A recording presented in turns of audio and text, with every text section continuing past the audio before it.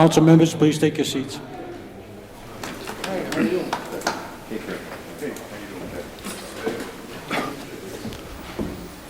I now call this meeting of the Cranston City Council to order. At this time, would anybody with a cell phone please turn it off?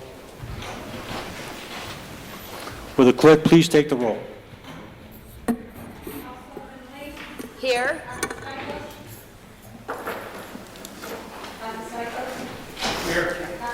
Here. Present. Present. Present. Present. Present. Is there a motion to dispense with the reading of the minutes of the last meeting? Second. Motion made and second. Any discussion? Hearing none. Clerk, please take the roll. Yes. Yes. Yes. Yes.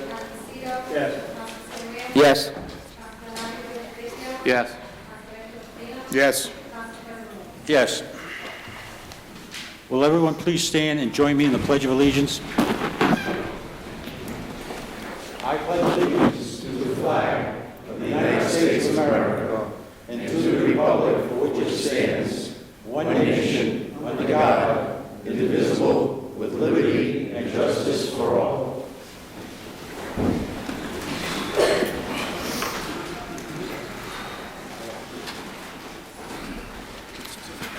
Under public acknowledgements and commendations, are there any?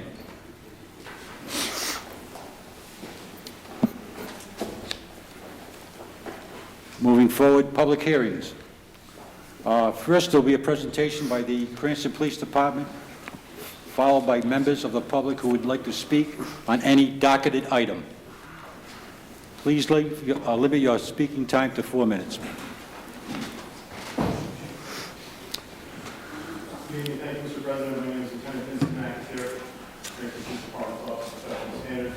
I'm here this evening to advise the council of 2 grants that were recently awarded to the police department. The first is 2012-DJ-BX-1086. This is a federal burn jag grant, and it is in the amount of $26,773. This is for the Department's accreditation project to be funded through the end of this year, 2014. This allocation is to encumber support accreditation-related fees, on-site assessment fees, and costs, national conference fees, software expenses, incidental fees related to the accreditation project, including on-site assessment that is scheduled at this time to take place on the summer of this year. The percentage of this grant will also be utilized for professional development and education purposes within the department. The second grant by the council on this evening is 2013-BJ-BX-0271. This is in the amount of $23,339. The purpose of this grant is to replace an existing program that's currently being used by the department. In the past, we've been advised by the In-Time Corporation that we no longer be supporting the current attendance module program. The new program is a comprehensive cloud-based attendance program, whereas our current one is based on-site. This is a cloud-based attendance program for both foreign personnel within the department. This particular grant will pay for the first 2 years of the program, the purchase of the program itself, as well as the licensing fees and support for 2 years. And at the end of those 2 years, the program will then go on to the department's budget. This is being initially funded out of the department's grant match program. Completing the grant, both of the purchases will be reimbursed by the federal government. That is all. Thank you, Lieutenant McIntyre. Any questions for the Lieutenant? Okay. All right. Thank you very much, Lieutenant. Thank you, Mr. President. Anybody from the public would like to speak on any docketed item? Please come forward, give your name and address for the record, please. Joanna Medical, Executive Director, Comprehensive Community Action, 311 North Gallery. Council President, Council members, this evening I'd like to ask for your approval of the resolution.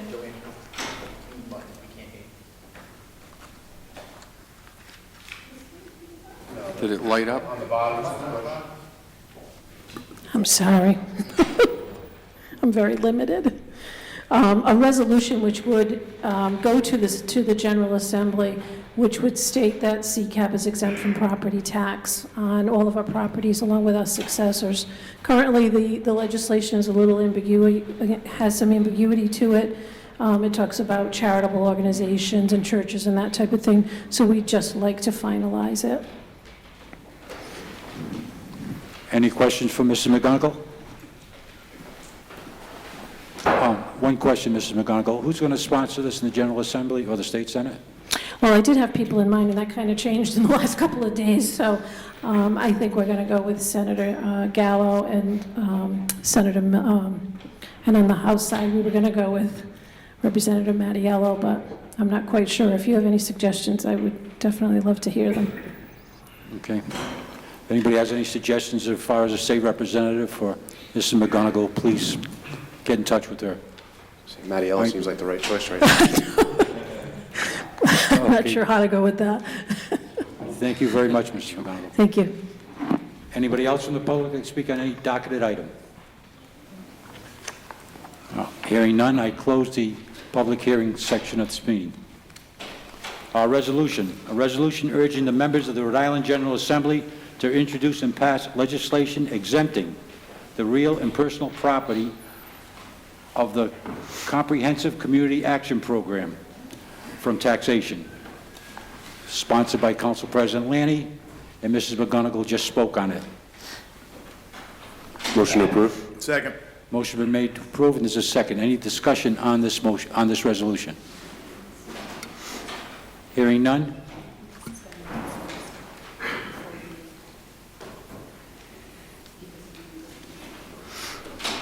Oh, okay. I've just been informed by the clerk, we have to suspend the rules because this is not going to committee. It's a straight vote here in the council. Motion to suspend the rules? Second. Motion been made in second. Any discussion on suspending the rules? Hearing none? Clerk, please take the roll on that. Councilwoman Lee? Yes. Council Stieglus? Yes. Council Bob? Yes. Council Attorney Raquel? Yes. Council Steele? Yes. Council Serena? Yes. Council Marley Fabrizio? Yes. Council President? Yes. Yes. The vote is unanimous on suspending the rules. Now we'll vote on the resolution itself. First, any discussion on the resolution? Hearing none, clerk, please take the roll. Councilwoman Lee? Yes. Council Stieglus? Yes. Council Bob? Yes. Council Attorney Raquel? Yes. Council Steele? Yes. Council Serena? Yes. Council Marley Fabrizio? Yes. Council President? Yes. Council President? Yes. The resolution passes. Report of committees. Finance Committee, Chairman Stikos. We have our monthly lineup here with the real estate and tangible tax abatements recommended by the tax assessor. Motion to approve. Second. Motion made and second. Any discussion on the motion? Hearing none, clerk, please take the roll. Councilwoman Lee? Yes. Council Stieglus? Yes. Council Bob? Yes. Council Attorney Raquel? Council Steele? Yes. Council Serena? Yes. Council Marley Fabrizio? Yes. Council President? Yes. Council President? Yes. Resolution, and all of these are recommended by the Finance Committee. Resolution authorizing the motor vehicle tax abatements recommended by the tax assessor. Motion to approve. Second. Motion made and second. Any discussion on the motion?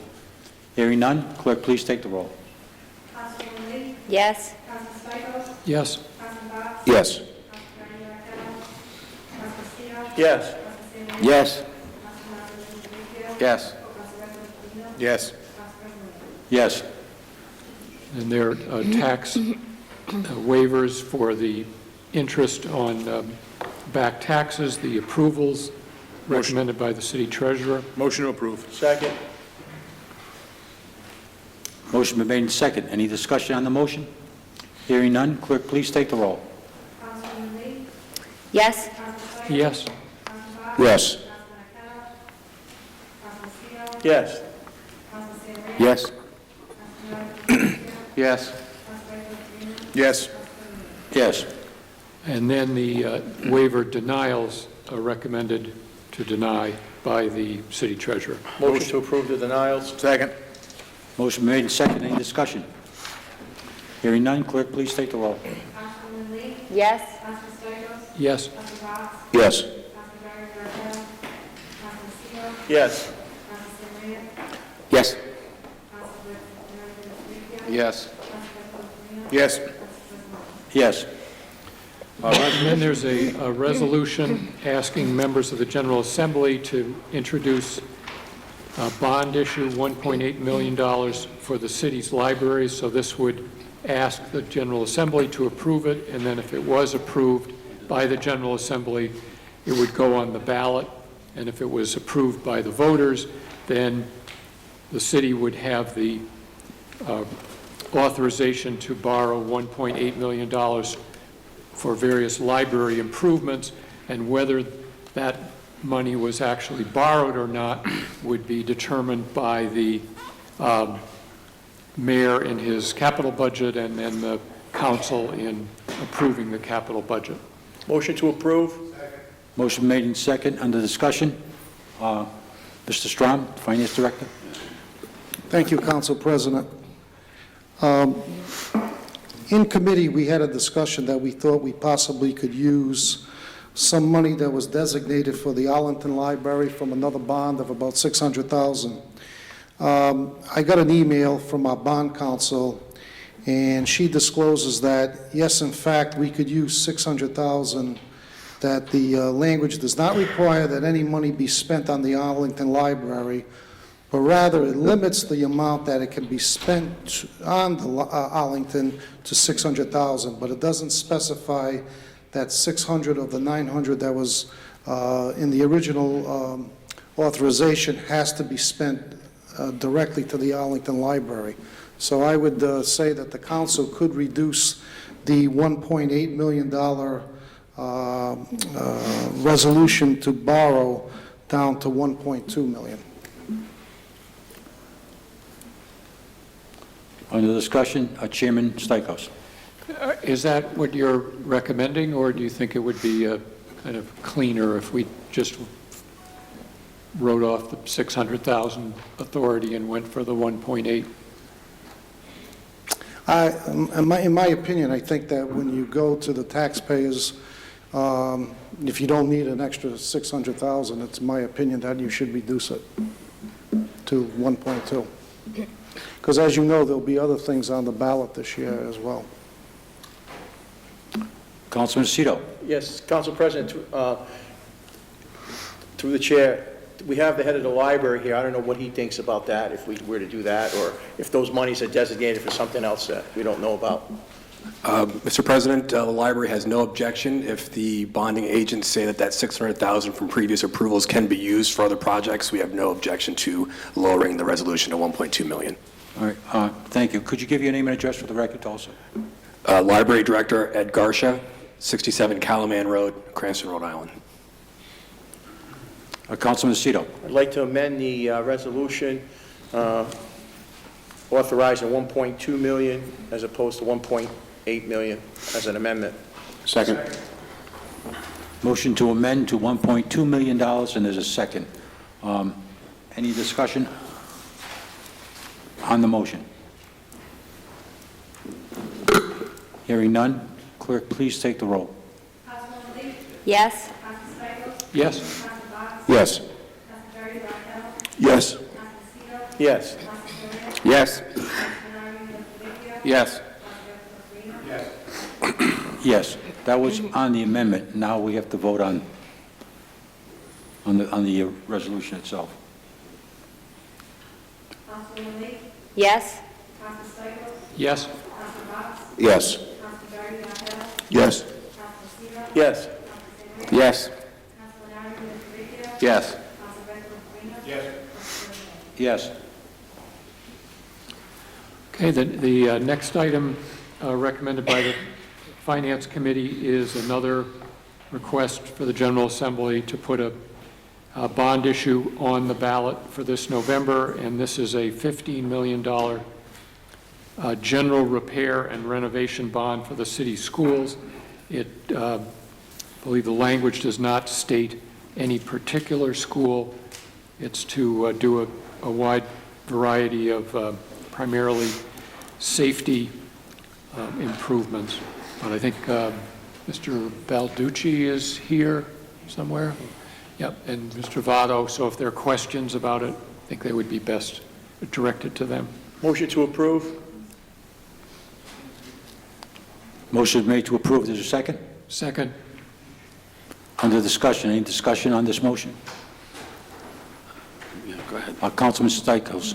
Yep, I'd like to ask the folks from the school department if there's any update, things have changed since the committee meeting.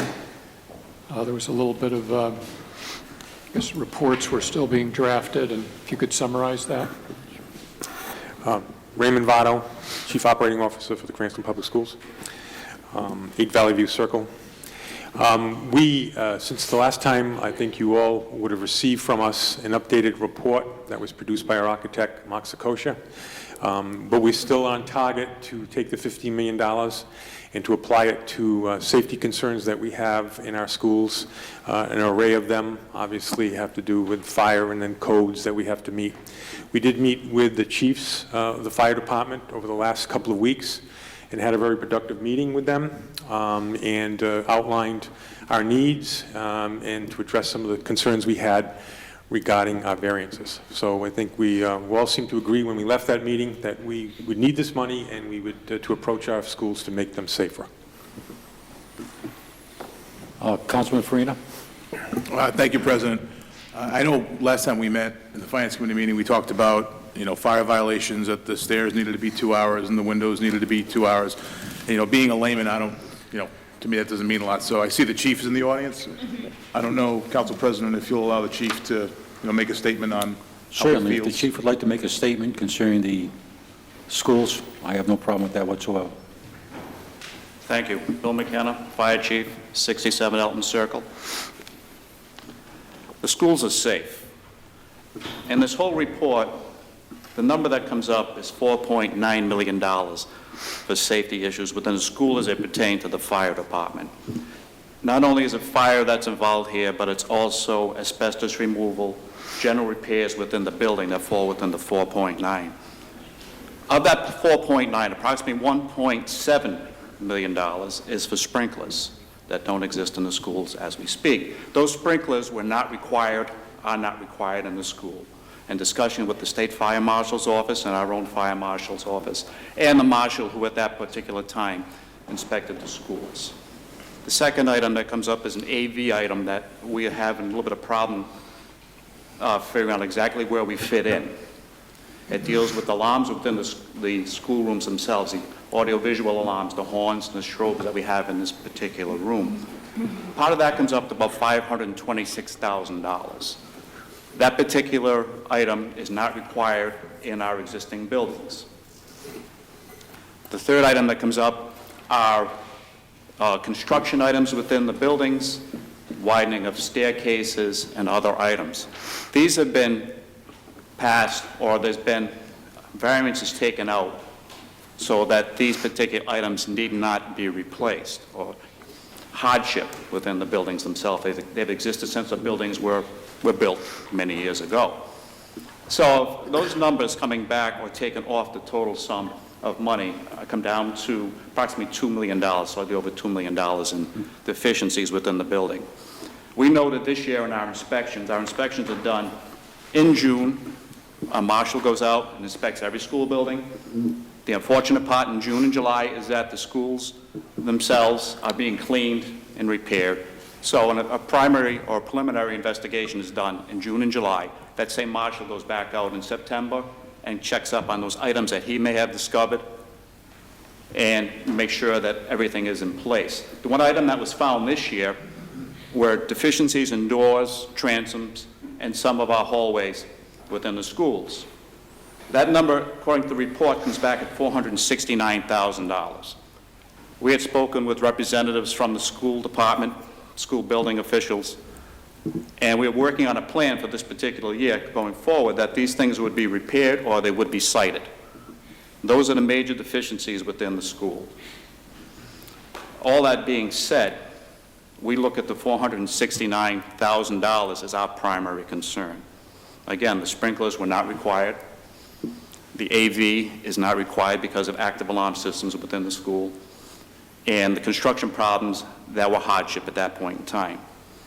All being said, we support putting sprinklers in the schools. We support the AV within the classroom, and we support any type of construction that may be needed to make our buildings safer. Our most important item that we can think of is having safe schools. It's what we want, it's what we hope to have.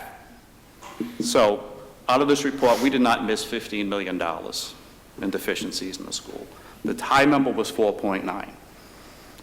Right now, we're down to below 2 million, and that 2 million included asbestos removal, doors and ceiling problems, and other items that were the responsibility of the school department and others, and not the fire department itself.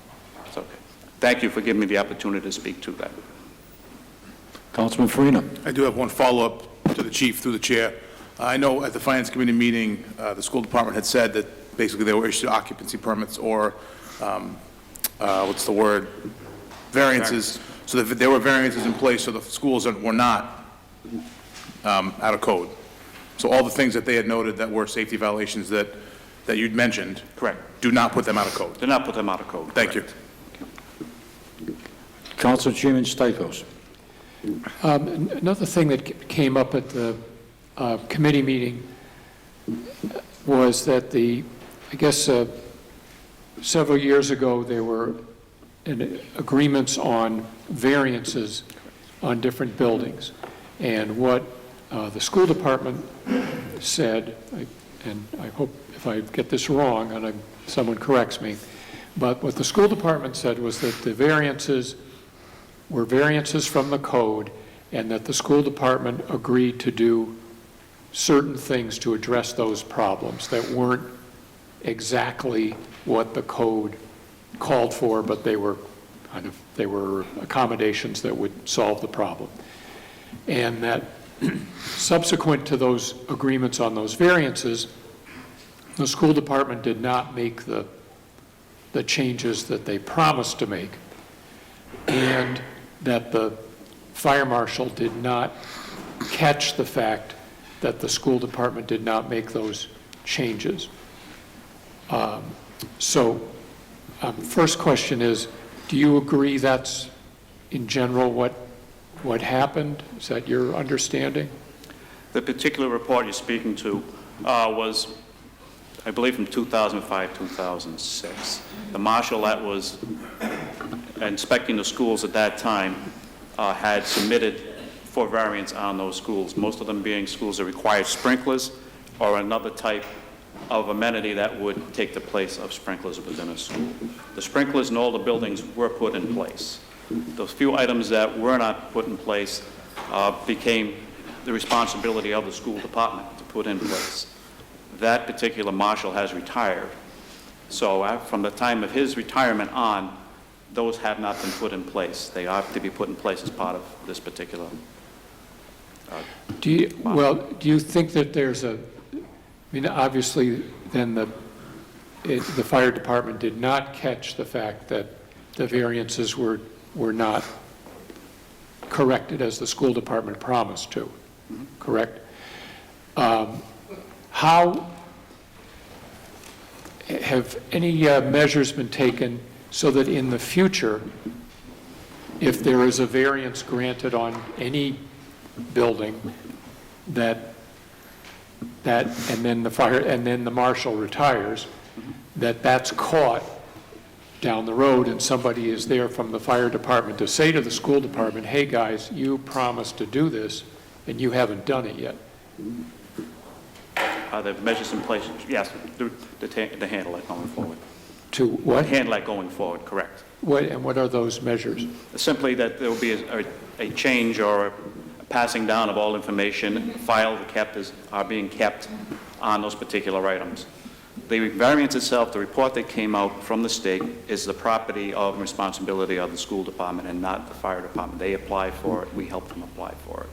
That particular paper in itself resides with the school department. Were those variances not fulfilled? Correct. In the future, will we be maintaining or keeping up with that particular piece of paper? Yes, it'll be in a street file that we keep. And why didn't that happen this time? I would have to be speaking on behalf of that marshal that's no longer with us. Okay, well, I guess that was, hearing that was upsetting to me, because I would agree with you that the responsibility for making the changes, the variances, is the school department's responsibility. But the way the system is set up is when people don't do what they say, we rely on the fire department and the fire marshal in That's correct. particular You're to correct. catch those for the public safety. That's And correct. that, nothing happened, so that's great that there was no problem, but another time there might be a problem. So I hope that is addressed and taken care of. Thank you.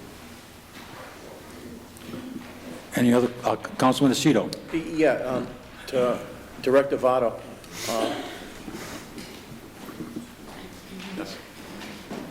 Is it true, though, that the other thing that's kind of complicating this is that with the RIDE now, before we spend any money on buildings, they kind of have to be involved, and we have to do whatever renovations we do to their standards?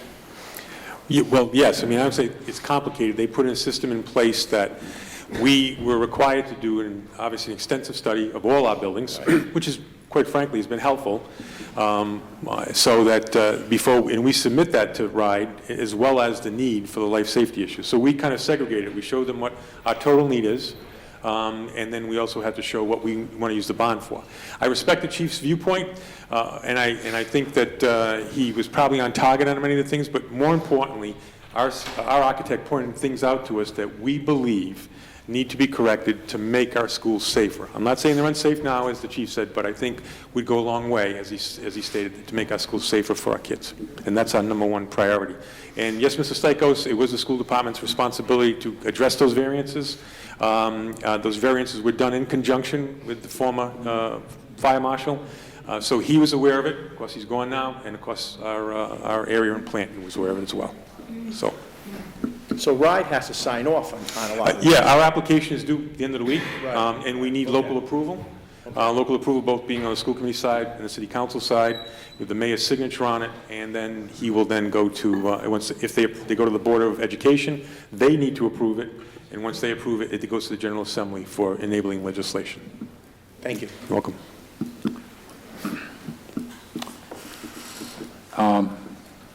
Councilman? Thank you, Council President.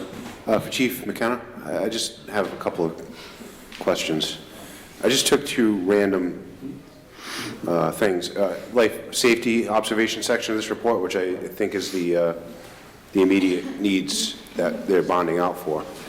And for instance, at Cranston East, one of the items was classroom doors are chucked open with door stops mounted at the base of each door. This is a violation of the fire code. In your opinion, is that a violation? That came up in our discussions.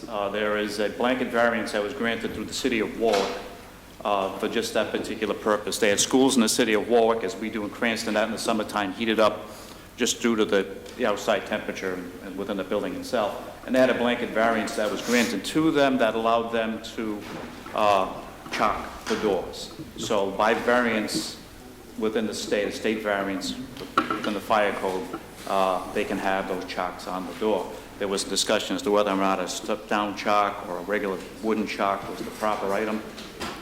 And according to the code, either one of those items is used to chock the door. The other end of that, the other side of that, is the teacher, the last person out of the room, is to remove that chock. Right. By variance, it's allowed. I mean, I think we all grew up with the doors being chalked open, so.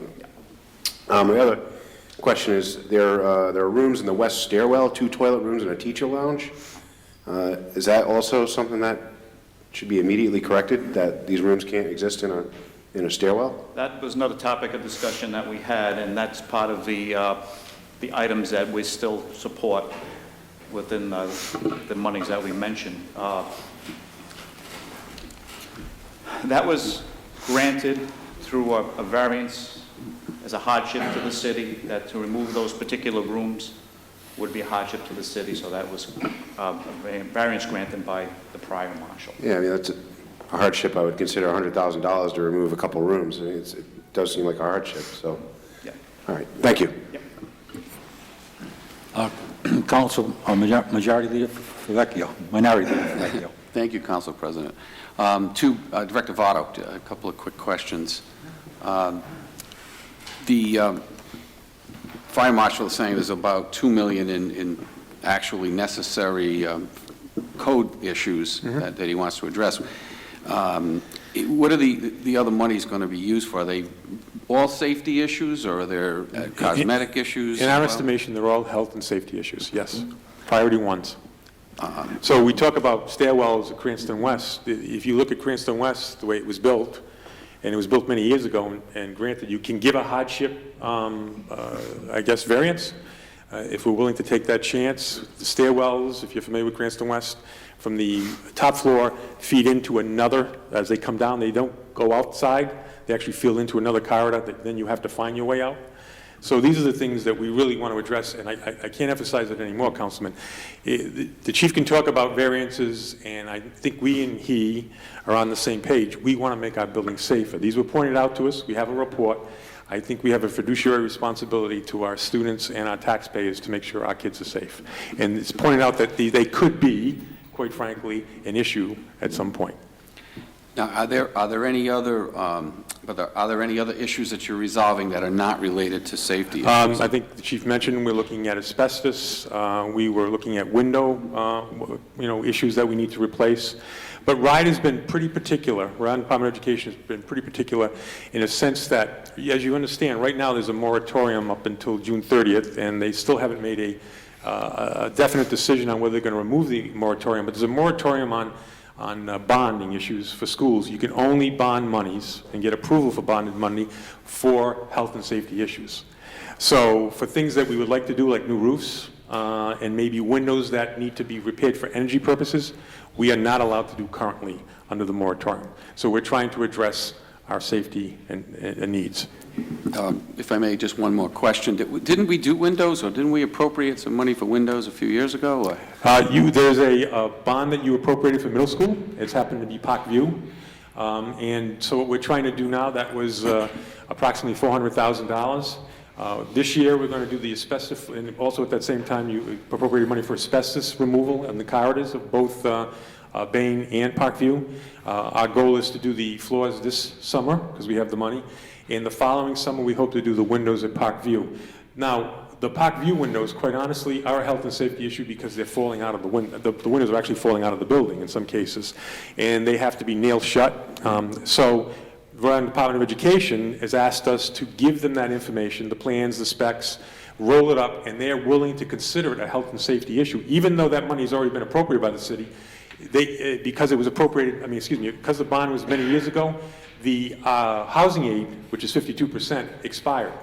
So now what we're doing is taking the monies that you've given us, rolling it up into the application for RIDE, and now we should be able to get housing aid for the $400,000 that comes back to the city, and also the housing aid on the $15 million, which is 52% of the cost that we expend once a project has been complete, comes back to the finance office. So we never did those windows? We haven't done those windows yet, no. Okay, thank you. Councilman Botts? Councilman Aceto, I'm sorry.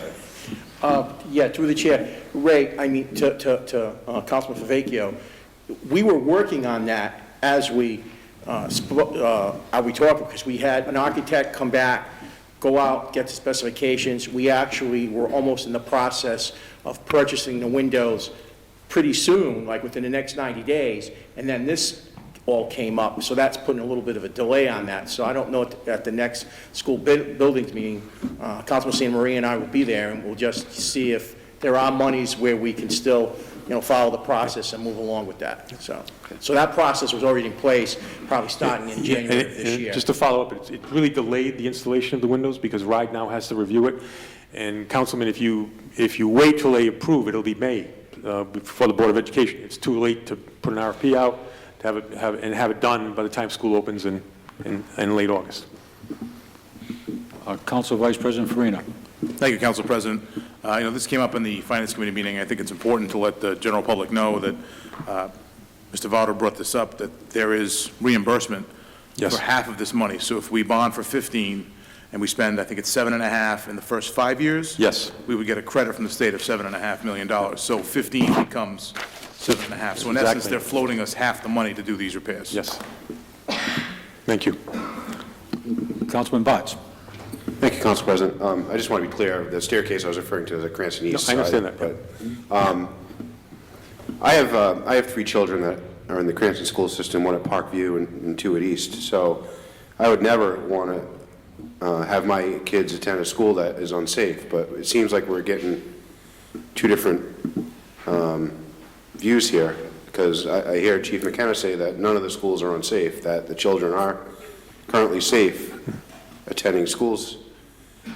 Yet this report, if you're 170 pages, you know, you might break out into cold sweat considering what's in here. So, and, you know, $15 million is a lot of money to be bonding out for. And, you know, I'll be honest, and this is none of our fault, but given the current budget deficit the General Assembly is going to be facing this year, and it seems to get progressively larger as the years go on, I wouldn't be optimistic about getting reimbursed for this. I mean, they are going to be looking to cut in programs and whatnot to pare that budget down unless there's some miraculous influx of revenue is coming into the state. So, you know, I think we need to be very cautious in going out and bonding and not pin our hopes on receiving reimbursement for this. So, but I guess my ultimate question is, do you feel as though the schools are safe right now? I said it earlier, Councilman, I'll say it again, I believe they are safe. I said it at the Finance Committee meeting.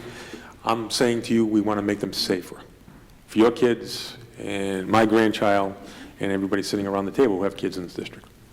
Okay, That's our thank you. goal. Any other questions from Mr. Votto? Hearing none, thank you, Mr. Votto.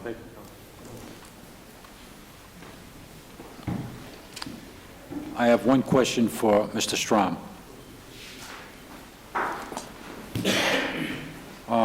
At the Finance Committee meeting, I think you made mention of $1.6 million that was left over from bonding for the schools?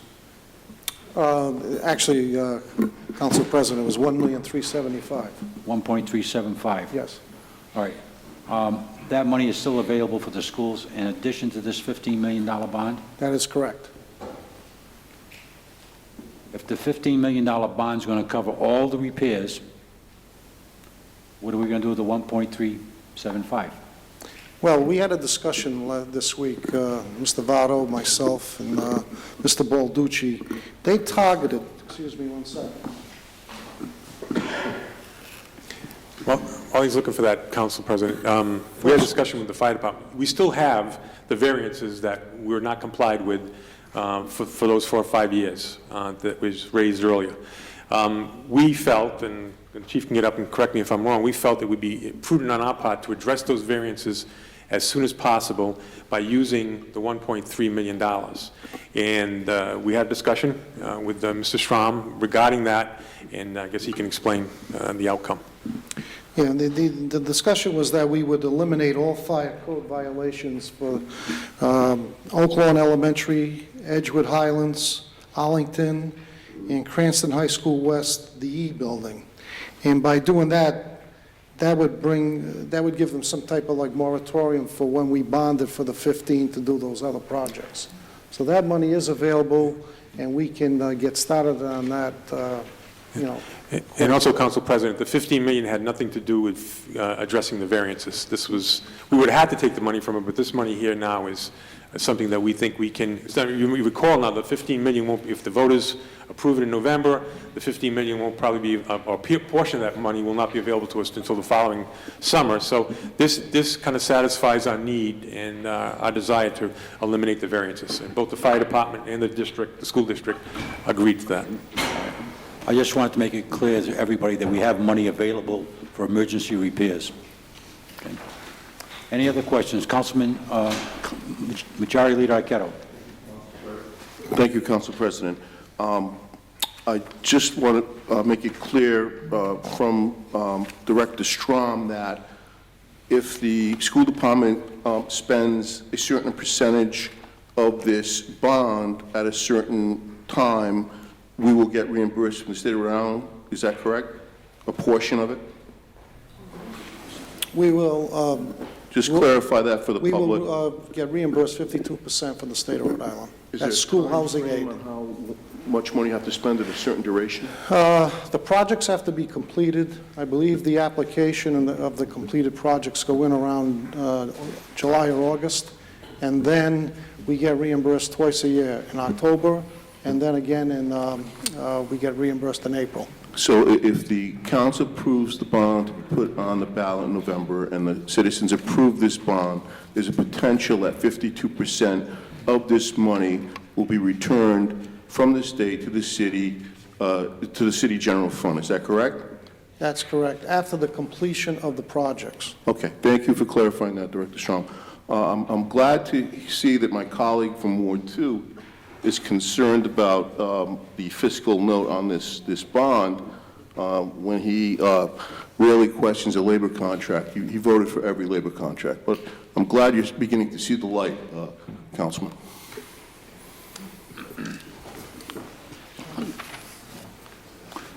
Councilman Botts. How dare you? How dare you? I have 3 kids in the school system, and you're attacking me right now? I'm doing my due diligence to make sure that the money is spent wisely, and you're coming at me about labor contracts? I'm not attacking you, Councilman. I'm saying Oh, I think I'm you are. glad you see the light and you're getting more fiscal prudent, but you don't ask the tough questions when it comes to the labor contracts. Enough said. Move on. Councilman Stichels. Just a question for Mr. Strom or Mr. Votto. I'm not, the 52% figure, does that include just on the principal, or does it include 52% of the interest that's paid on the bonds also? It includes 52% of the project's cost, not on principal and interest. So in other words, if the project's cost is, in this case, $7.5 million, we would get reimbursed 52% on $15 million. Of the cost of the project. Of the project? Yes. So the interest cost on borrowing the money would be 100%? That would be separate, that's part of our debt service.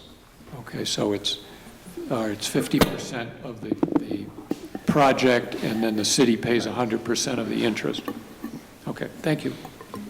Council Vice President Farina. Don't go away, Director Strong. 15 million's a lot. Will that debt service payment cause us to have a tax increase? I mean, how much will the debt service payment be on 15 million? I can't answer that, Councilman. First of all, I more than likely wouldn't borrow the whole 15 million all at once. Number one, we would spread it over a period of time, and that would constitute going out for bonding at different points. But we would take whatever needed to be done, the most critical first, and then spread it over a period of 5 years or whatever the time frame is that the school department feels it would be necessary. I mean, this 15 million is strictly for authority. It's not to bond. That's up to the council, that if the school says we need to bond for $4 million, part of the 15, that's what I would come to the council for approval for. So in reality, we'd have to bond for at least the 7.5 in the first 5 years. Over first 5 years to get the housing aid, yes, for the So it rest wouldn't be of 15 million in the first 5, we would do 7.5 Right. probably. That's The first correct. 5, 7.5, the second 5. That's Okay. right. yes. And again, it depends on the interest costs at that time, and as you know, our rating, Yeah. credit rating is improved, so that's going to help us too going forward. Thank you, Director.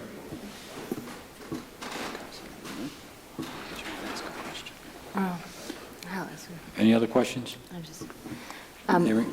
I was just wondering, there is Councilman Botts was mentioning that there's a likelihood that the housing aid could be cut at some point. That's what Councilman Bott said. I believe in our discussions with Rhode Island Department of Education and members of the General Assembly that moratorium will be lifted possibly, but right now, if we get approval, the housing aid should be available for us. But of course, as he said, who For knows, how 5, long? 6 years. If we're bonding for this over a period of time, we're just hoping, so we'll do a little bit at a time. That's what? Well, the Director point is, Strong was that's from the borrowing perspective and your borrowing costs, but the housing aid, as you know, the General Assembly at any point in time can change their mind and what they do. So Okay. there's no way for any of us to predict. So we don't want to borrow too much at once, probably. Yeah. Thank you. You guys have the control. Okay, thanks. Councilman Botts? Thank you, Council President. The last item I want to say on this, we do remember in 2008, when the state went into recession, the first thing that was cut was aid to cities and towns. I mean, Cranston, I think, experienced a 10% cut in revenue that came in from the state, which caused the city to raise the motor vehicle excise tax and other items. So, again, when there's trouble, if there's another recession, if they can't get over their budget deficit, there is a looming potential that one of the first things that could be cut is aid to cities and towns, and this I would consider to be aid. So that's the point I was trying to make, is that, it's not necessarily a done deal, and this, we might not see that 52% come back to us. There is that possibility. Council Vice President Farina. I think Councilman Botts makes some valid points that we don't know the future, but we do know right now there are needs in the schools, and the good thing about being on the council is we can control when we go out to bond. So if we do see fiscal problems coming and the State Department's not being able to fund us back the $7.5 million, maybe we slow down the projects and we spend the $15 million over 15 years, and we do the most important projects first to ensure the safety of the students first. I mean, that's our job as a council, to basically give the money to the schools as we see fit. So if we think we have to take the 15 and spread it over 15 years, I think that's what we would do. So we would do whatever's needed to make sure the citizens of Cranston are protected, and I think the schools get what they need. Just one quick thing. Any others? Councilman Favecchio. Thank you, Council President. Through the chair to Mr. Strom. Mr. Strom, are you supporting, do you have any opinion on this, the way it's worded? Are you okay with the 15 million, even though there is some leeway in terms of restricting as you go along? Obviously, it's not given out, it's not done this year and put on the table. It's done in pieces when as needed, so that if things changed in the economy or the state failed to give us money, we'd be able to control how much is actually bonded. Yeah, in my opinion, I think it's something we should go forward with. And as has been stated, the 15 million is just what we're going to be going for as far as authority. It does not mean that we're going to bond $15 million. That's subject to the activities of the state and of the city and what we can afford at the time. And if we can go forward with it, I would suggest we would. But if, let's say they eliminated the 52% reimbursement, then that's something we'd have to look at and make decisions on. But this is only to put this on the ballot for voter approval, to have that available to go forward over a period of, say, 10 years. Okay? Thank you. Councilman Santa Maria. Council President, before we vote, Councilman Favecchio has a council member communication asking the school department a question. If there's no objections from the rest of the body, if they could hang around after the vote, so Councilman Favecchio's question could be asked. Take it out of order if there's no problem. I'll allow that. Councilman Favecchio. Point of order, we already suspended the rules, Mr. President, so that should be allowed without even the council considering it. Councilman Favecchio. Okay. Do you want me to go forward now before the vote on the You want to vote? on the bond, or do you want to do the bond vote first? Or it's up Your to discussion relate to the bonds? No, I think no, it isn't. No, So all right, then let's vote on the bonds first. Any other discussion concerning this resolution? Hearing none, clerk, please take the roll. Councilman Lee? Yes? Councilman Stichels? Yes. Councilman Botts? Yes. Councilman Gary Randall? Yes. Councilman Seal? Yes. Councilman St. Maria? Yes. Councilman Favecchio? Yes. Council President Farina? Yes. Yes. Thank you. Now, Minority Leader Favecchio, please continue. Okay. Thank you, Council President.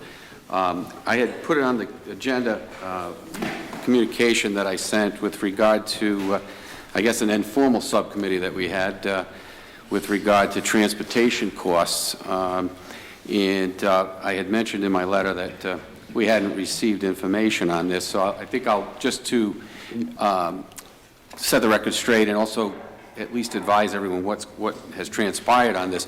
This, I had an idea that maybe we should look at different alternative fuel sources and different types of buses and trucks, et cetera, that run on gas or other types of fuel. And happened to have had an opportunity to meet with former U.S. Speaker of the House Gingrich in Washington, and I got to ask him some questions about energy policy and different energy sources and things and federal programs. And that triggered my asking Council President and Councilman Santa Maria if we could use our resources with our grant writer.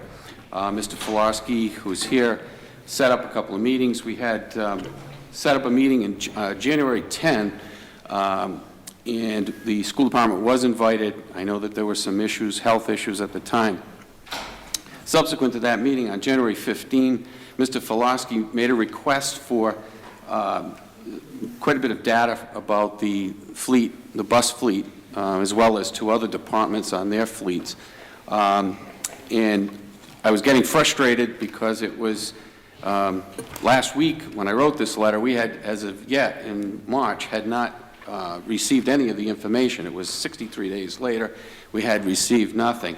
I noticed that Mr. Filarski had gone back and forth on emails, and he did speak to Superintendent Lunston on March 3rd, and Mr. Votto was kind enough to call me today and go over it. It wasn't necessarily Mr. Votto's job to do this, but he happened to be the one to call me.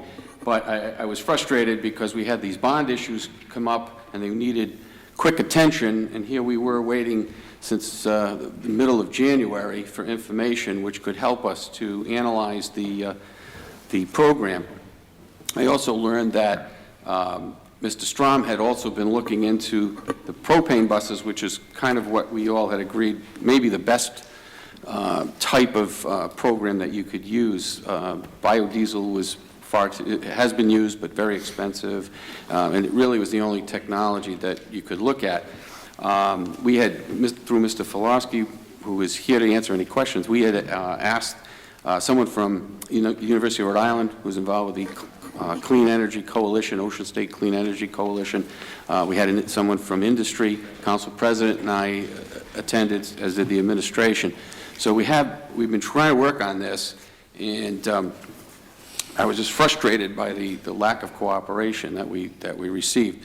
Mr. Votto was kind enough to call me. We did receive most of it. I'd like to ask Mr. Filarski if we've received everything we need, because there are some technological programs available and software to analyze this that I guess the government has provided, and Mr. Filarski wants to make use of that to try to do a cost-benefit analysis. And then I would suggest maybe we could get this informal committee back in session with Mr. Strom as well, since we had some disconnect there between both the school committee and the administration. So, and I thank Mr. Votto for calling me on this today and apologizing for the delay, because it was a substantial delay, and I don't think that we should have to wait 2.5 months for information that we need to go forward with a project. So, and I would just ask if Mr. Filarski, if through the chair, if there's anything else he needs at this point in time from the school department to finish this project.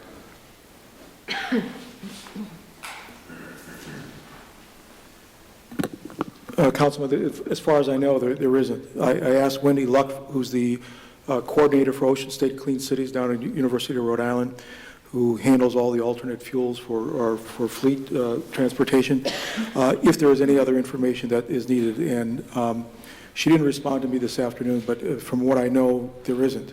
But I told Dr. Lunston that if there was, I'd let her know immediately. I should add that Mr. Strom had also been in contact with Sue Stenhouse, Director of Senior Services. She made a similar request, and that all that information is down with Ocean State Clean Cities as well. So there's two requests from the city: Senior Services for their van fleet, and also for the school department. But I received the school department's information, I think, March 19th. Okay. Yeah, defer to Councilman Santa Maria. Just one question. You were looking for the mileage on each bus, and you got that? That was, I think, the last thing you were looking for, right? I believe that was for the Senior Services buses. It wasn't for the school department? I know there was just one thing you had hanging as of about a week and a half ago. Yeah, in his email to Dr. Lunston, which I reviewed, he said he would be back to her, I guess she sent information, if he needed it, so I don't recall seeing an email. I think the correct context of that is that Wendy Luck from Ocean State Clean Cities Coalition asked me for the total mileage on the senior vans. It wasn't provided for the buses, but in looking it over, and again, this is happening at basically the wrong time of the year. If we would have had the information earlier, this would have been all worked through.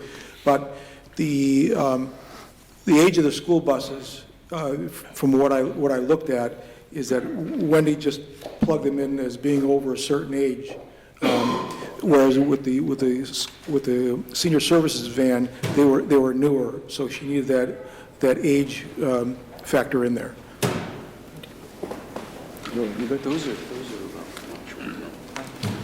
Thank you, Council President.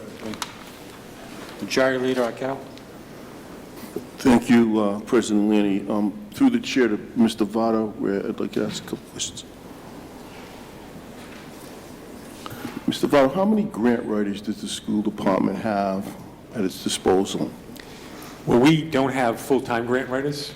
Each executive certified administrator writes a piece of it. For example, the executive director of special ed would write the IDA grant, which is a special ed grant. We have somebody who writes the Title II and Title I, so it's part of their job. It's not one person who kind of just writes grants for us. So might be several part-time? Several pieces of part-time, yes, small pieces of their daily. Okay. And we do have a woman in the business office with Mr. Balducci who kind of oversees the grants himself but doesn't write the grants. Okay, thank you. The next question. How many roughly school buses are there? 90. 90. Out of the 90, how many are LNG operated, liquefied natural gas? None. None.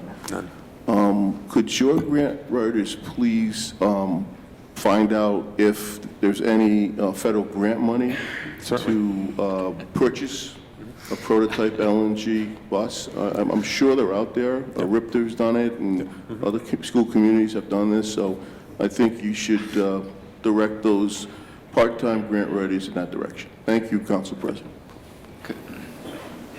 Any other questions? Councilman Vecchio. Thank you, Council President. Just to address Councilman Arquetto's question, that's exactly what we're doing. We've had Mr. Filarski working on this in the University of Rhode Island. I don't think we need, we weren't overstepping our bounds. It's just that we have a full-time grant writer, and we're quite a bit further along on this thing now that we should be, getting a report from the University of Rhode Island fairly soon, which will give us a cost benefit. It's already in our grant writer's hands since January. That's the purpose of this. So it wasn't to overstep the school department. It's just that we had the grant writer available. So we've been pushing this for 2 or 3 months now. So hopefully this will move a little quicker. Any other questions? Okay, thank you, gentlemen.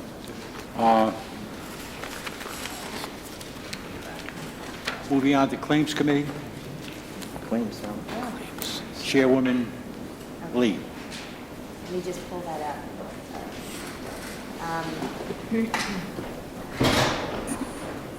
So the claims, there's quite a long list. Should I read them all off? Council President? Should I read the whole list? Yes, okay. Yes, you bet. We didn't meet last month, so we have an extra bunch. So Frank Pedinato,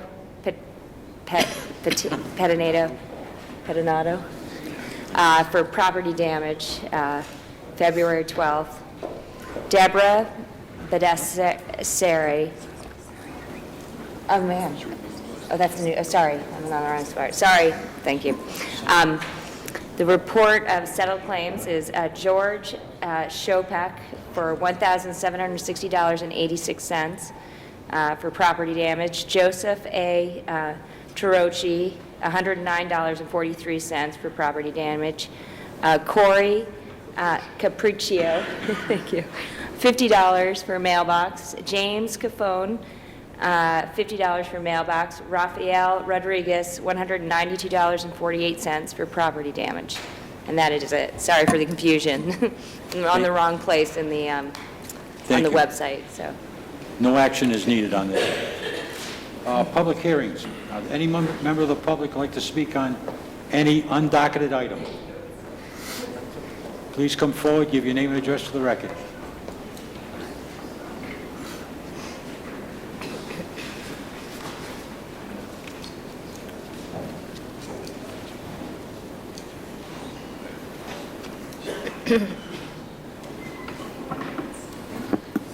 I'm here about the Music Man Cafe.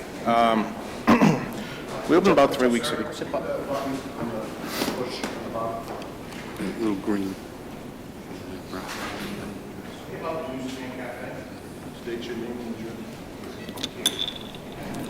It's on. Steve. My name is Al Sakosha. I'm here about the Music Man Cafe on 1105 Situate Avenue. We opened about 3 weeks ago, and we did everything that we thought we had to do through the city. We did planning, zoning. We were granted a variance along with restrictions, which we're totally fine with. About 5 days after we opened, we were taken to Superior Court with an injunction to have us closed immediately. Superior Court, I wouldn't say they threw it out, but they basically said there was no evidence, no proof, and we were all set. Within a 2-week time, we were then taken to Supreme Court, and we were shut down, pending the appeal, which could be upwards of a year or two, the way the process works. I'm basically trying to figure out if it's possible to go for a zone change in that area. We're basically at a standstill because I've tried to talk to certain people, and I've sent a letter. I actually took it door to door, and that didn't go over too big. I was told it was harassment. I've tried going to the condo association's house and ringing his doorbell and told I was banking on a door or whatever. So they clearly don't want to maybe come to a compromise and see if we can work something out. So at this point, I mean, we're on Situate Avenue, which is a main thoroughfare. They're surrounded by industrial areas. I mean, within probably 200-300 feet, there's a fire station, 600 feet to a factory, 200 feet to a bank with a drive-through. We serve breakfast and lunch. I really don't see what the problem is, and, you know, basically at this point, we were told to, well, I should say we were told that we shouldn't have gone forward because we knew from day one there was an appeal. How do you pay a lease on a building which we signed? A business loan which we signed? And just to let the building sit there for upwards of a couple of years and not go forward, I mean, it's virtually impossible. Actually, it is impossible. So we went forward, we opened, and, you know, it didn't work too well. So I guess I'm basically here just to see if I can go for a zone change.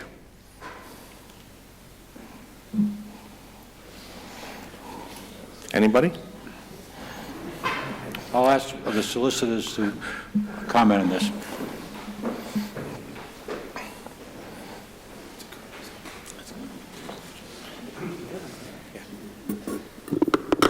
Good evening. Hello. I'm a little familiar with this particular case. I was called in at the 11th hour, maybe the 11th hour and 30 minute, to go to the Supreme Court last week.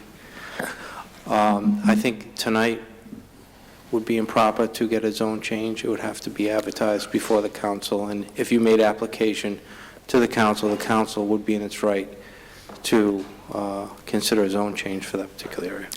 I fully understand that. I know it won't be done tonight.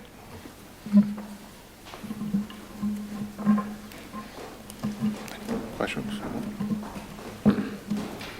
No questions? Okay, under what format would he go to this council for a zone change?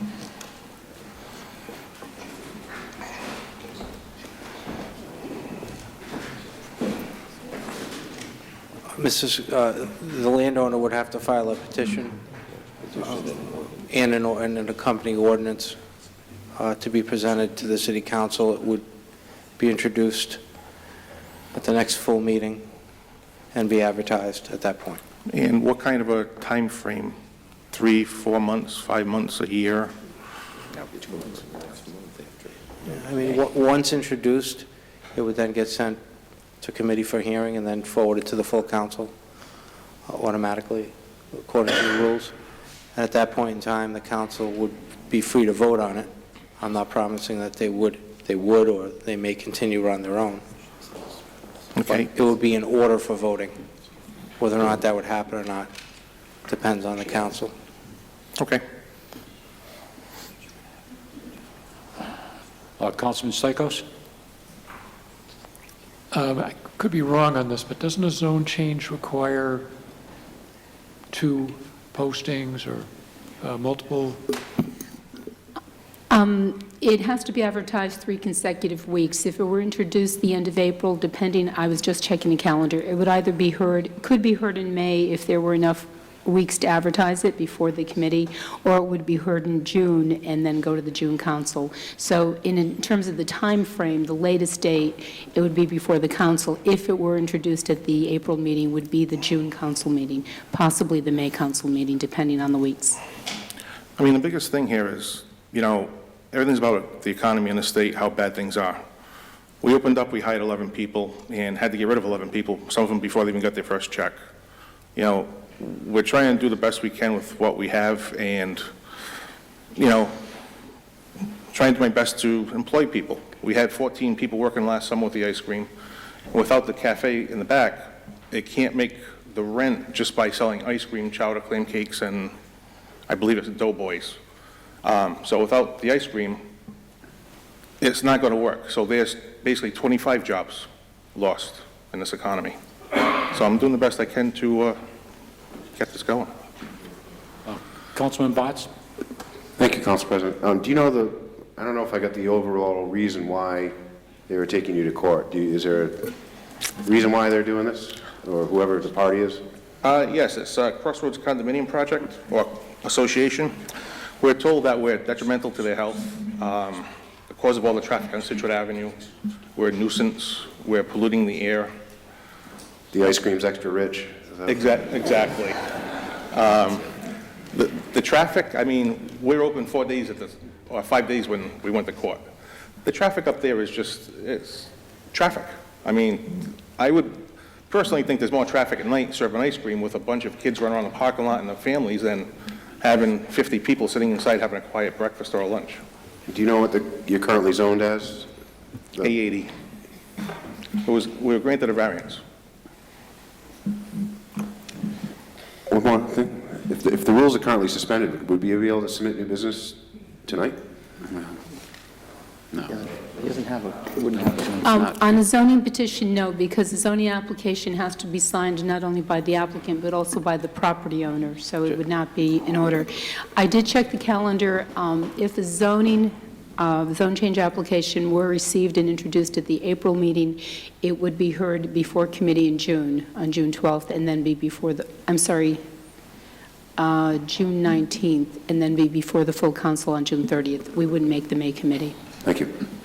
Councilman Aceto? Yes, thank you, Mr. Councilman. Al, we spoke on Thursday on this. The stay is only 2 weeks, right? And after 2 weeks, the judge has to rule either way. Either they rule that to take it back to the zoning board and have the zoning board deal with it because that's where you started and got the variance in the first place, or if you have an attorney, whatever, then come for the zone change. I mean, I would do both at the same time, and you have nothing to lose.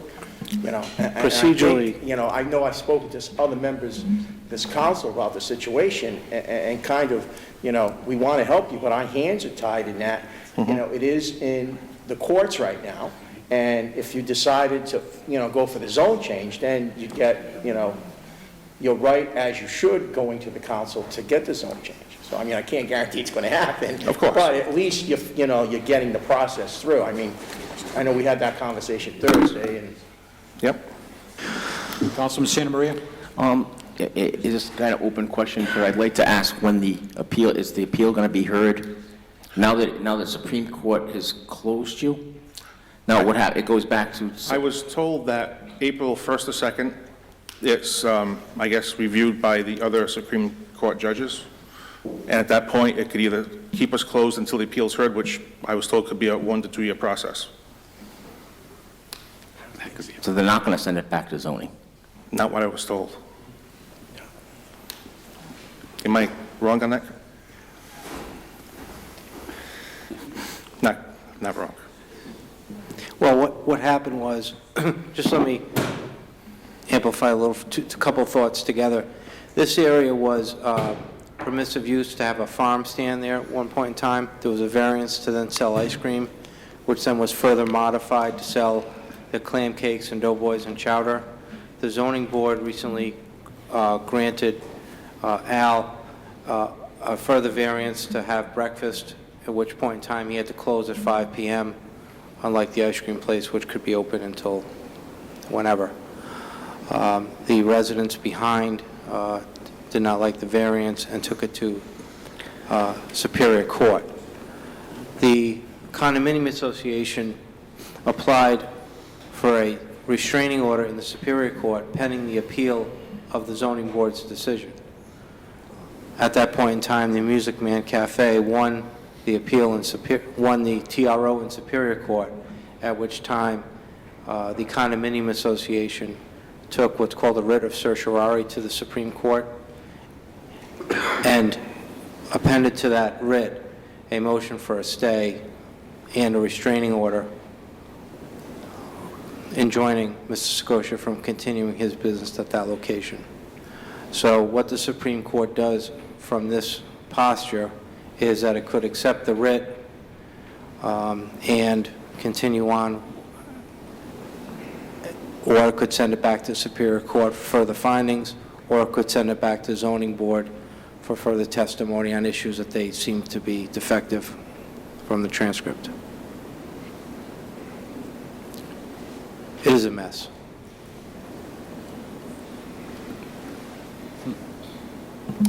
Any other questions? Councilwoman Lee? It's called the Music Man Cafe. Is there any live entertainment there? Or? No, that's a very big misconception. It's the Music Man Cafe because my father taught music for 65 years in the city. Okay. He had a music store, he was a musician, and that was basically to honor his name, and that's all it is. Okay. We close at 2 in the afternoon, breakfast and lunch.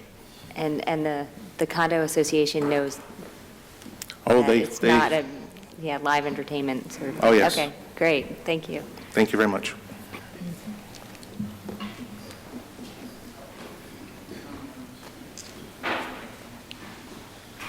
Public hearing section is still open. Anyone else would like to speak? Name and address to the record, please. Yeah, my name is Steve Boyle. I'm the president of the Cranston Chamber of Commerce. I've known Al a long time. And, you know, we come to these meetings, and I think we got to be very careful to balance the neighborhood concerns with the business concerns. I'm aware of that. I represent the business community. And we have vacant buildings, and they go vacant. And I know because, you know, we have drive-through situations in the city. We have these other situations. But I've known Al for several years. We were playing phone tag today over this issue. But, you know, there's a lot of buildup in that particular area that's actually encroached more on that condo association than that being out on Situate Avenue. I find it incomprehensible to say that he's causing all those problems. I mean, we have the Comstock Grill that's in there. We've got pizza places down the street. You've got 3 banks. You've got daycare centers that are probably, you know, louder than Al's place at that point. But we've got to be very careful in doing this. I understand we've got to strike a balance and everything else, but there's got to be some sort of rational thought applied to when a business wants to come to the city. And there are a lot of times that I come here and I sit and I listen and I don't see that being applied. There's got to be that balance for the neighborhoods. I understand that, but there's also has to be the balance for the business community. You're trying to increase the tax base so the citizens have a lower tax rate. You know, This is a breakfast and lunch place. This is not an industrial area and everything else like that. And there's a lot of things in that area that I would say that would probably cause more headaches for that condo association as well. I just want it to be, on record here that we got to start striking some sort of balance here and come to some agreement to attract businesses to this city and not keep them out. This man's made a substantial contribution. He ran the Corner Cafe for years on Atwood Avenue. So I'm product of the breakfasts there. But I'm just saying, in all seriousness, I come here and I watch this balance and I watch how these things are played out. And if you get, I know they've gone to the Superior Court and it's got to play out, but I think we've got to be very cognizant. We've got to try to be pro-business in this city. So, thank you. Anybody else from the public like to speak on any item? Your name and address for the record. My name is Suzanne Burns, 55 Garden Street. I want to speak for the Music Man Cafe. One thing I don't understand is that there's a proposed team you guys are talking about. There might have to be variances redone for this to be open. We want to have that go ahead and start it. So when the Supreme Court says, well, you guys have to have these new ordinances placed, we could say, all right, we got the hearing started. This is when this hearing date is going to be. We want to go ahead and get that first step before they make the decision. Do you understand what we're trying to talk about? We want to be able to go back and say, all right, we got the groundwork going. This is what we're going to be upset. Maybe we can work around it since they don't want to work with Mr. Sikosha. I'm sorry if I mispronounced it. But if we get it going, then maybe it could be resolved this time and this business could be open this summer. I don't hear anyone wanting to shut down these other businesses down on Situate Avenue. I don't hear anyone talking against the farms up there. I just hear one business being picked on. Maybe the whole city needs to look into the traffic situation on Situate Ave if there's this big issue going on.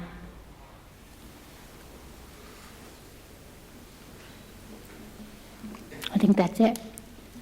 Okay, thank you. Anybody else like to speak on any undocketed or docketed item?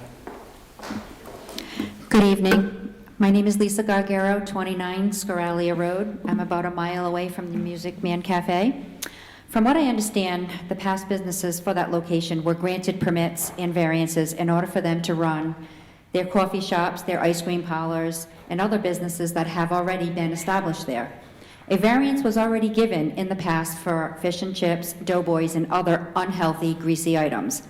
That is not only unhealthy, but now you are going to introduce fish products to the area, which will only promote unwanted animals to the dumpsters, and let's not forget about the dump birds that will soon arrive.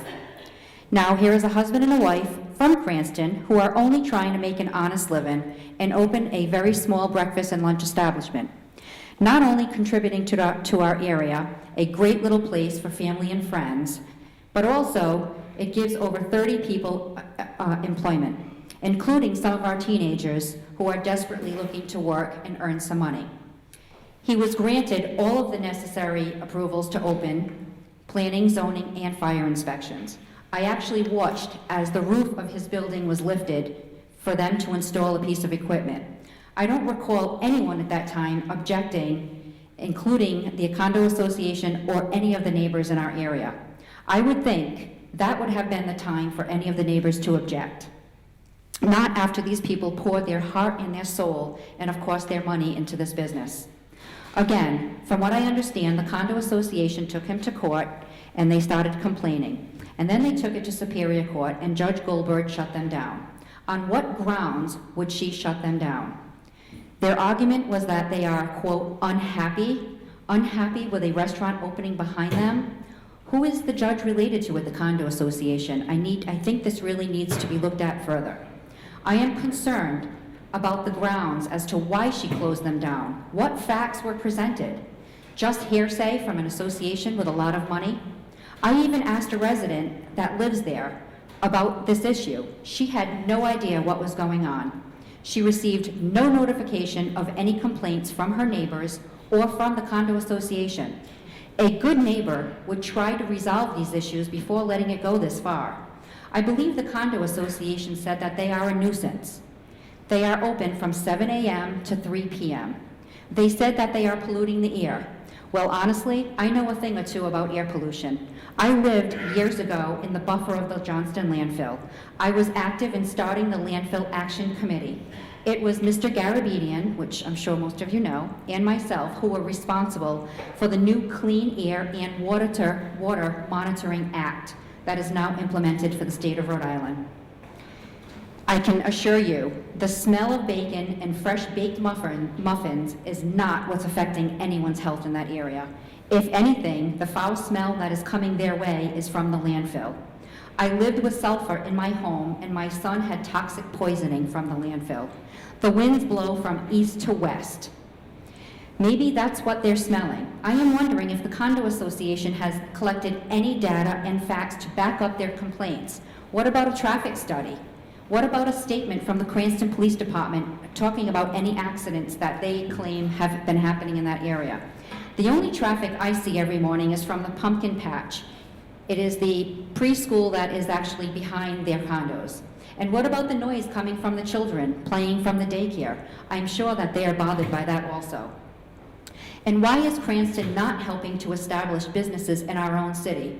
Why do we flock every morning to Dunkin' Donuts and the English Muffin on Plainfield Pike in Johnston? We're giving Johnston business. That's just not right. The new restaurant on Comstock was issued a liquor license in an industrial park. It is not diminishing anyone's property value whatsoever. It's only adding to the character of an upcoming building neighborhood. If they want privacy in woods, then maybe buying a condo across the street from a fire station, behind an industrial park, and on a main road wasn't such a good idea after all. And let's not forget, the state's landfill is less than 2 miles away. I say, as a city, let's do what we can to maintain the integrity of Western Cranston. Let's support our local folks for wanting to open a small, neat, clean food establishment. It's a great place in the summer for families to meet and have ice cream. It's the little places of our neighborhood that give it character. I do hope helping small businesses in Cranston open and having to change the zoning in our area will not only open the doors of the Music Man Cafe, but it will give others hope in trying to pursue the American dream of opening up their own businesses. Thank you for listening.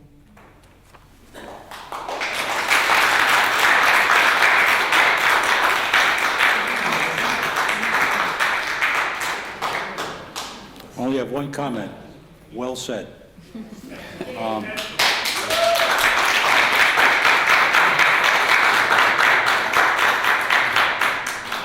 Okay, we'll continue with the public hearings. Anybody else speak on any docketed or undocketed item? Hearing none, I close the public hearing section. Election of officers. The Tax Assessment Board of Review. Name of Robert Haratunian is asking for reappointment as a member of the Tax Review Board. Councilman Stichels.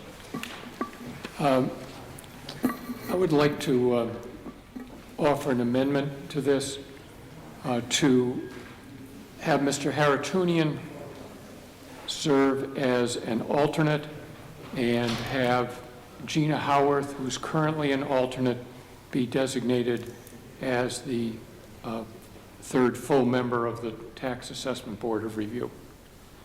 I second. Motion been made and there's a second. Any discussion on the motion? Councilman Stichels. Yeah, I think we passed an ordinance on the Tax Assessment Board of Review, and that included a provision for term limits. And I think we were told at the time by the city solicitor that that could not be retroactive. So it doesn't, the law doesn't apply in this case. But Mr. Haratunian has served 3 terms, 3 3-year terms on the board. This would be his 4th term, and I think we need some new faces on the board. And my bet is there's probably never been a woman who's served on this board, and that would be another step forward if we appointed Ms. Howard.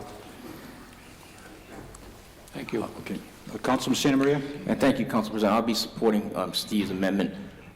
When I had talked to you when we first introduced this ordinance, you said you want to make it fair to have other people be able to serve.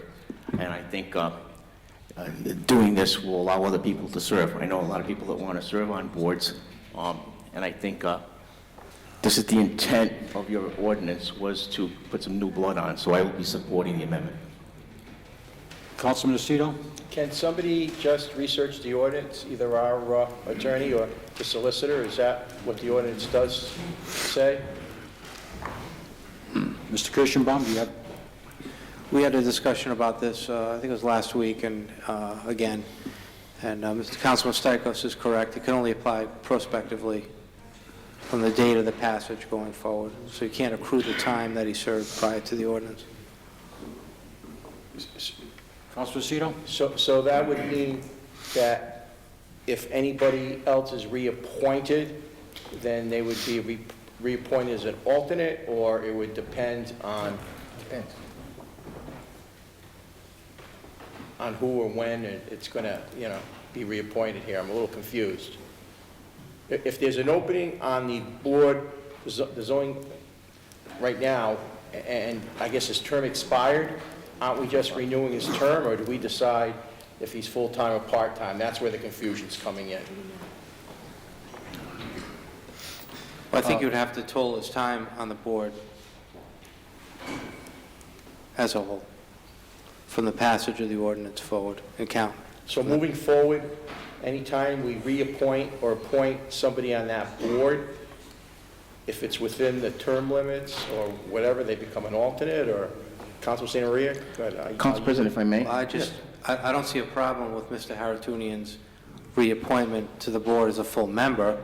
I think it's just a preference of Councilman Stichels that he be an alternate instead of a full member. I don't see any impediment to him serving another term, but this is your appointment, and the council decides. Councilman Santa Maria? Thank you, Council President. I think we did it with zoning too, Mario. We took an alternate and made him a permanent, and so I can't see why we can't do the reverse, because we have 4 alternates on the zoning board. So I think this is just a flip, giving someone a chance to serve and as an alternate. I mean, we do it on the zoning board, so I don't see what the difference is if someone could clarify that.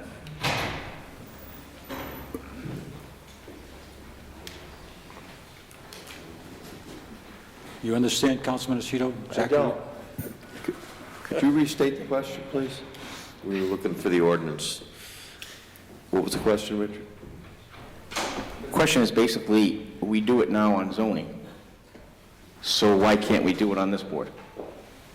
Do what? Appoint someone as an alternate? We had an alternate originally, who was an alternate for, I think, 2 or 3 years, and we put him on permanent onto zoning. This is the same situation, I would think. You have alternates and you have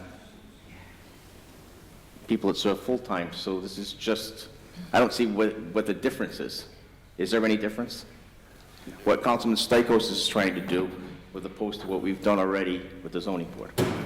So, just so I'm clear, the nomination before you is Mr. Haratunian, correct? To be member. Right. Yeah, reappointed as a full-time member, not as an alternate. Councilman Stichels wants to make him an alternate and put someone from the alternate into the full-time. I think you can do that. One other question. Any other questions concerning this amendment? Councilman Arquero. Thank you, Council President. I have no objection. I think we need some new blood. Mr. Haratunian served the city well for 9 years. He still will be a member as an alternate, and echo Councilman Stichels and Councilman Santa Maria's sentiments. I think we need some new blood on that commission. Thank you. Councilman Lucido. Through the chair to Solicitor Kirschenbaum, making this other person full-time, wouldn't that require a separate action? Or a a separate vote or whatever, an ordinance or something, or? No, it would not? No. It's a council appointment. Thank you. Councilman Botts. Thank you, Council President. Were there any other applicants for this position? Did we receive any other resumes? Do we know, City, through the chair or the clerk? The only other person who is an alternate is Michael Sakosho. Was there any indication he'd be interested in the position? What I'm concerned about is, now we're doing an amendment. Did any other people know that Mr. Haratunian was going to be an alternate? Maybe they'd be interested in the full-time position. Not to my knowledge. Thank you. Councilman Santa Maria. Thank you, Council President. You know that alternates can still go to the meetings, and they just vote if there's not a quorum. So they're not really getting kicked off. They're just kind of changing their title a little, I guess. So, I mean, the person that was coming as an alternate now will now be able to vote. That's just the difference. But isn't there a guarantee of money versus a non-guarantee? That's another, I don't know that answer to that question, Council. Because didn't we approve them getting paid $3,000 versus, was it 25 or 50 if they acted as an alternate? So that may sway someone's decision, and if knowing that full-time position was open versus... You probably might want to ask Councilman Stakos that one. I don't know the answer to that one. Does... Vice President Farina, you had a question? Yeah, I mean, Councilman Botts brings up an interesting point. If we were to appoint Mr. Haratunian as an alternate, then his position would in effect still be available. So wouldn't we have to repost the open position because it's a paid position? Not on a council appointment. We don't have to solicit resumes from anybody? Not on a council appointment. You can ask the solicitors. So we can just do whatever we want? All right. Councilman Lee. There's maybe a time commitment difference between the alternate and the full. Am I right? I mean, do the alternates have to show at every meeting? Alternates have to be on committee meetings when there's a missing member to fill in for a vote. Okay, so if they know everybody's showing up, they can... They don't have to show up to every meeting, but if there's a missing person and the chair of the committee notifies an alternate, they would have to come. And they come in their place. That's why we have two alternates, in case one can't make it. Okay, so this other person, the alternate is available, I suppose, to do this. We know that... Right, the ordinance says 3 full-time members and 2 alternates. I know, okay. So the alternate knows that if we appoint them to be a full-time member, they are in agreement with being a full-time member? Have we checked? They're good, okay, that's it, thank you. Councilman Favecchio, do you have your hand up? Yes, I do, Council President. Thank you. Just a quick question. Has anyone spoken to all of these candidates? I just, wonder whether there was a conversation that someone said that they were going to appoint Mr. Haratunian, and he hasn't been advised, or the new alternate, whether she has already been spoken to, or whether the other alternates have been advised whether they can or cannot apply. That's my only concern. I mean, I understand the desire to alternate the service. I understand Councilman Stakos' position on that.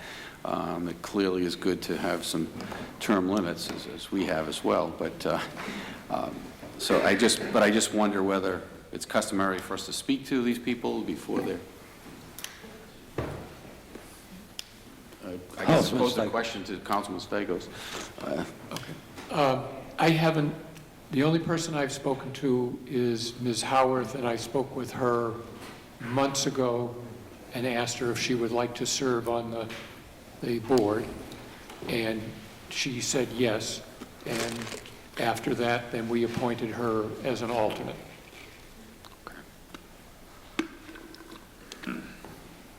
Councilman Botts. Do we have any information on Mrs. Howarth? Or do we have a resume or anything like that? There's a resume that was sent to city clerk. I don't know if she sent it to all the members of the committee.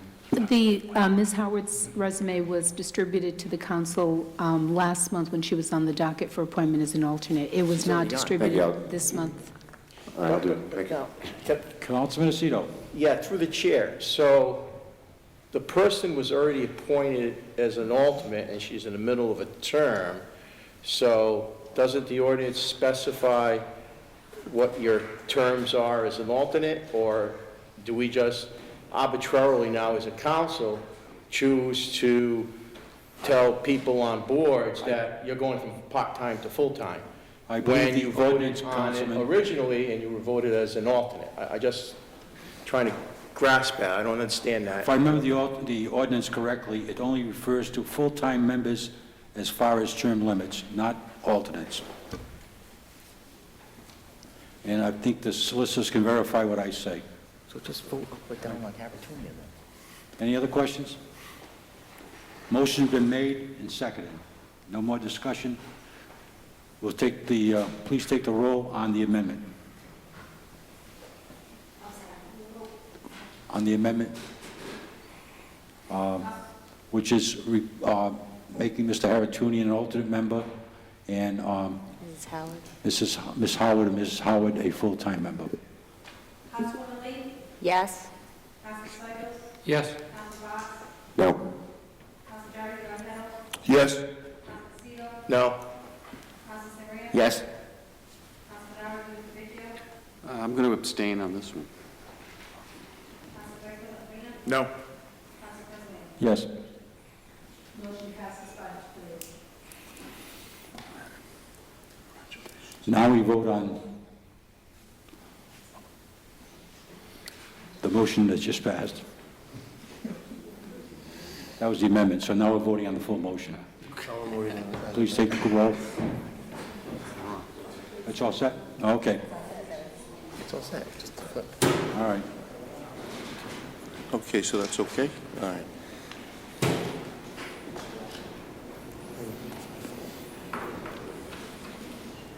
Board of Canvassers, Republican appointment to the Board of Canvassers. Mr. Council President, don't we have to vote on the reappointment of Mr. Haratunian? We just voted on the amendment, no? So he's automatically on as an alternate?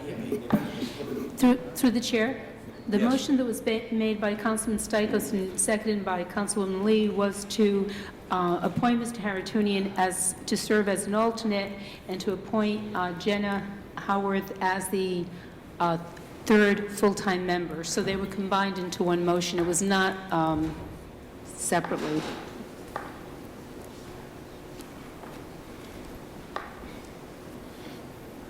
You understand, Councilman Lucido? You okay? I thought I heard Councilman Stichels saying I'd like to make an amendment to the motion and make that person full-time as opposed to part-time, but if the clerk says that we flipped it and that's how we voted,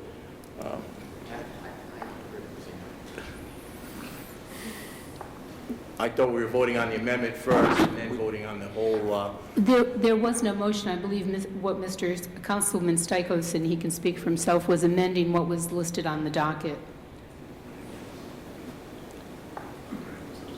Is that proper, though, through the chair?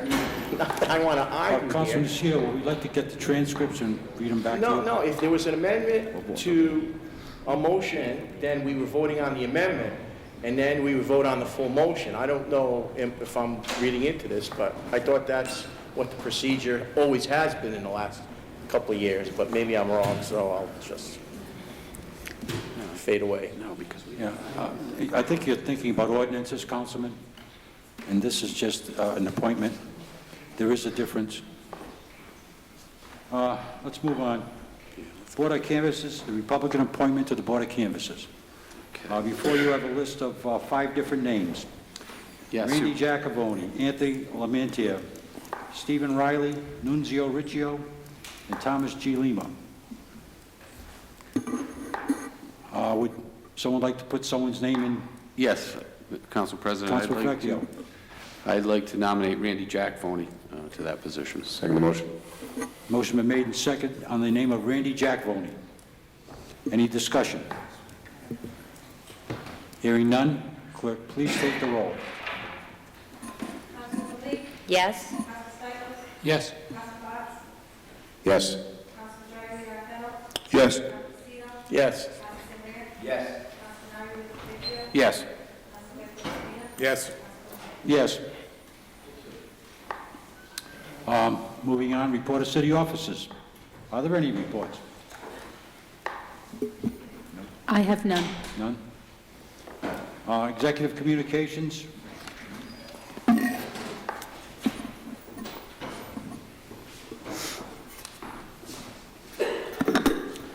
Thank you, Council President. Cranston Police Department Colonel Marco Palumbo Jr. has been requested to be placed on pension effective March 17, 2014. Colonel Palumbo has met all the necessary requirements. We urge your approval. Motion to approve. Second. Motion's been made in second. Any discussion on the motion? Councilman Stichels? Yes. I asked Mr. Quinlan to a question of whether subsequent to his retirement, Mr. Palumbo was accused of a crime or indicted. Mr. Council President, if we're going to talk personnel matters, we should go into executive session. We could all right. have... I did not recognize you, Councilman. Mr. Stichels has a right to ask a question. And whether we were, by approving the retirement, sort of locking in the pension of someone who, and I'm not saying that this happened, but it certainly is a possibility. And I wondered if you could just tell the rest of the council what you told me. Council President? Yes. Yes, continue. I researched this issue at your request, and essentially, the council does not have a role in determining whether or not it is appropriate at this point to deny pension for the reason that if there's any wrongdoing related to public service, that's governed by the retirement board, and they would bring an action in Superior Court. And I would use the analogy we had with Mr. Azar, who was the Public Works Director years ago, and he was convicted of a crime. The pension board moved almost immediately after his conviction to suspend his pension. We intervened in the case because he owed the city money as a result of his conviction. So there is a forum for that, and there's a time for that, but at this point, the job is really, the Superior Court has exclusive jurisdiction of that issue, and that was a legislative decision back in the early 90s to take that the whole pension revocation reduction and put it in the Superior Court at the request of the board, the retirement board, the state retirement board. And I think you also stated in the answer that you gave to me was that the only things that the retirement board could move on were conviction of serious crimes. A conviction of a serious crime or a plea to a serious crime if relating to the public trust and the performance of one's duties. Okay, so it couldn't be suspicion or... Suspicion is not enough, that they can only act upon a conviction or a plea of nolo contendere or guilty. Solicitor Kirschenbaum? I just wanted to say for the record, just to put this in context, that I have inquired and I've been given assurances that there is nothing pending or even suggested concerning Colonel Marco Palumbo, which would warrant any of this type of discussion. I think it's interesting from a legal perspective, but within the context of talking about someone, it certainly throws a taint on that individual, which I don't think is warranted. I appreciate the question, and I don't fault it, but in this situation, I have taken the step of verifying it, and I have been told that there's nothing that this council need to concern itself with anything of that nature.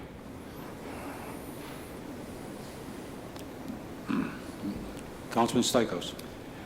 Yes, I wondered if someone from the administration could explain why Mr. Palumbo was on administrative leave.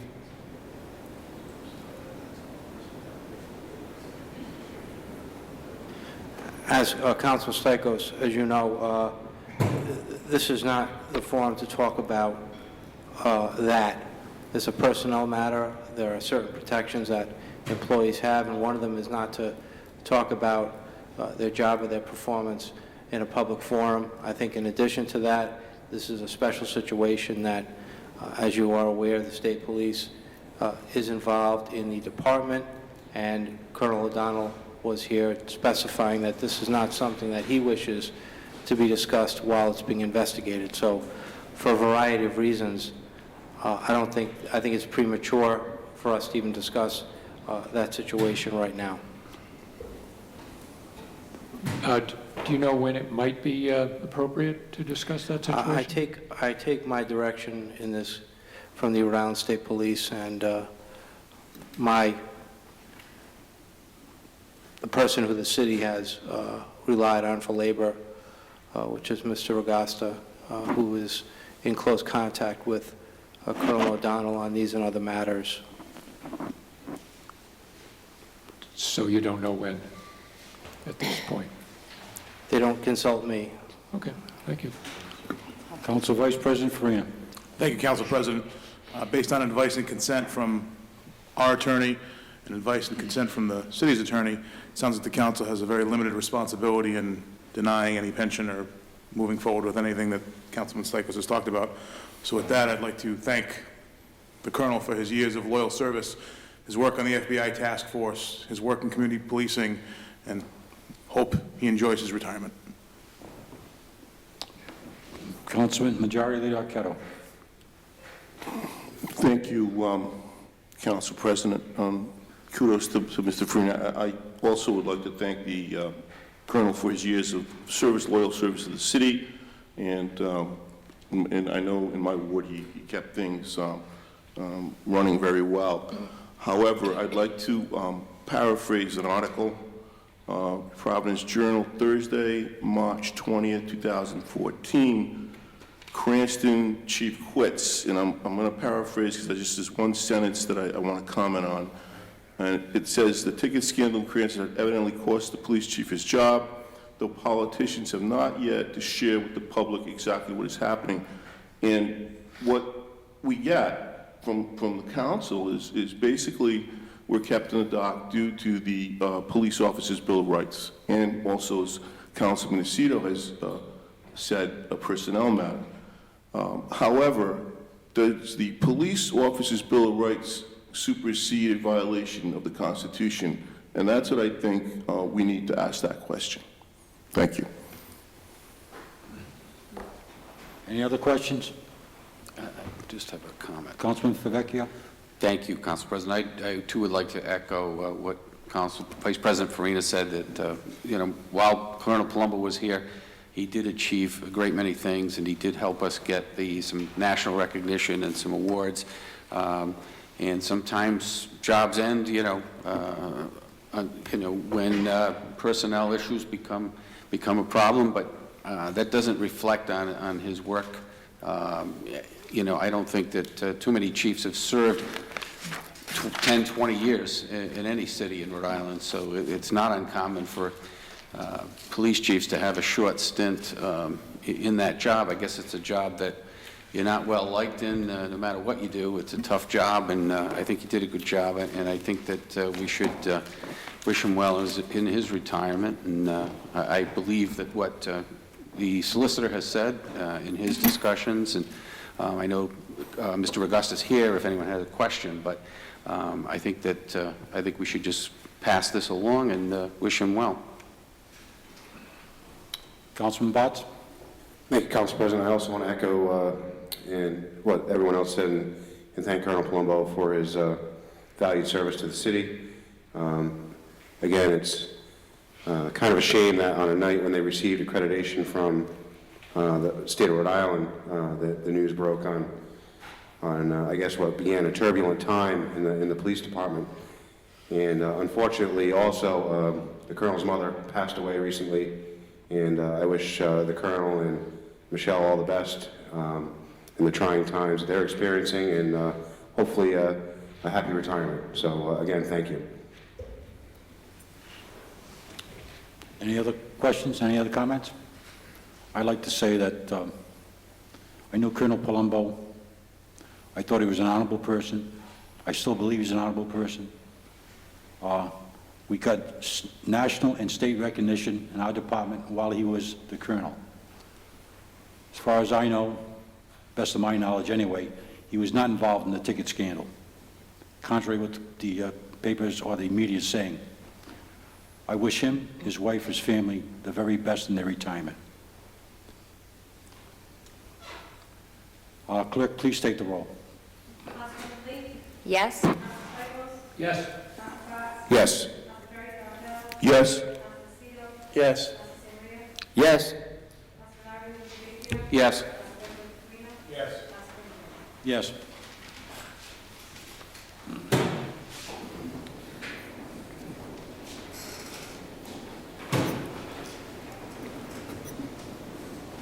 Good Council President.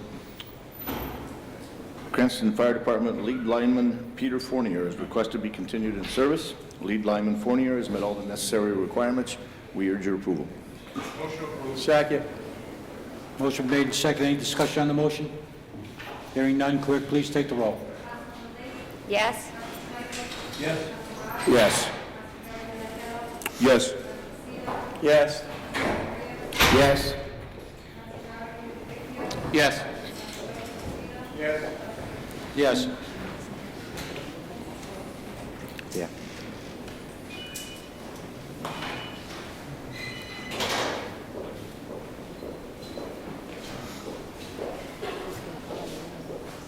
All right, claims settled by the solicitor.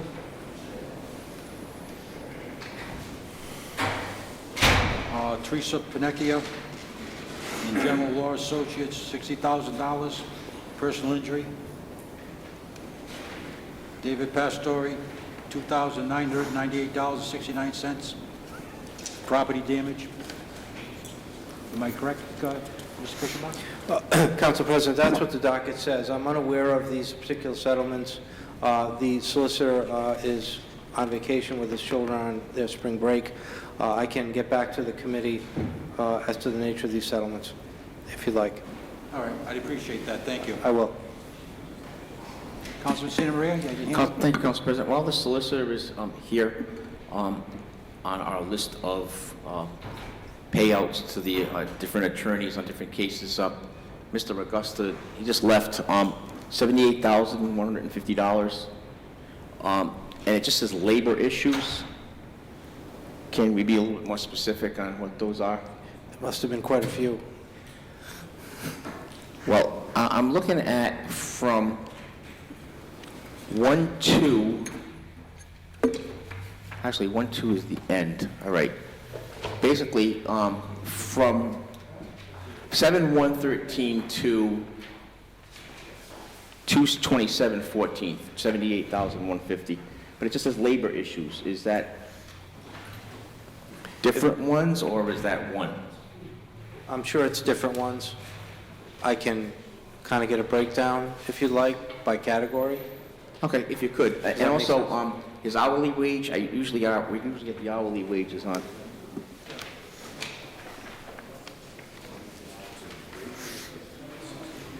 Mr. Augusta's hourly rate remains at $150. Okay. Thank you, Council President.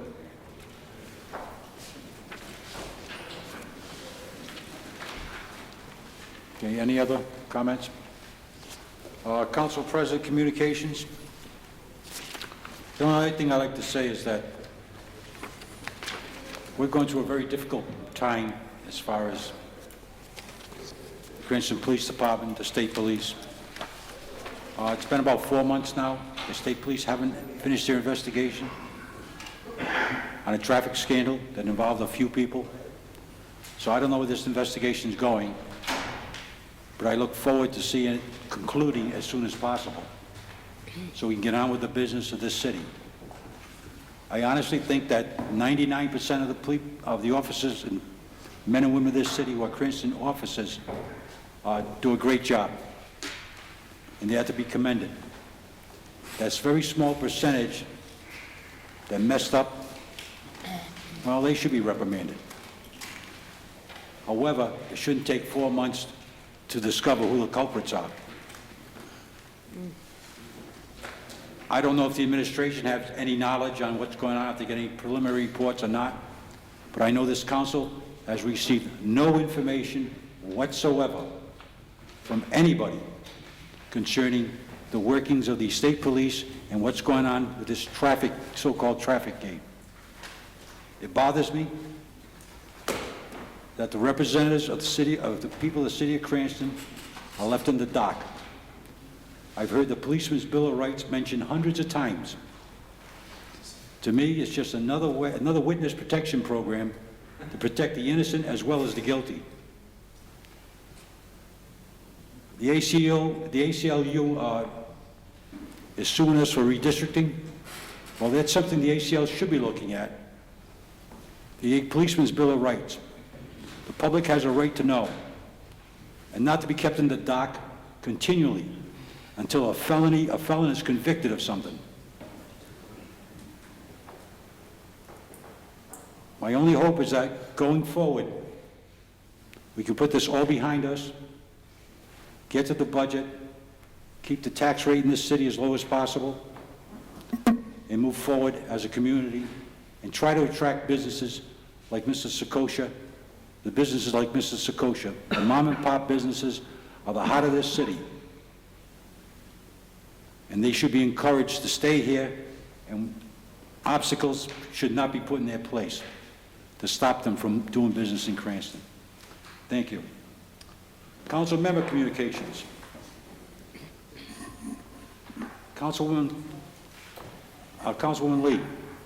I brought this up last month, and I was told that the ground was still covered with snow, and they couldn't sort of survey the different spots for the dog park, and I was wondering if there was any progress now that it's somewhat cleared up.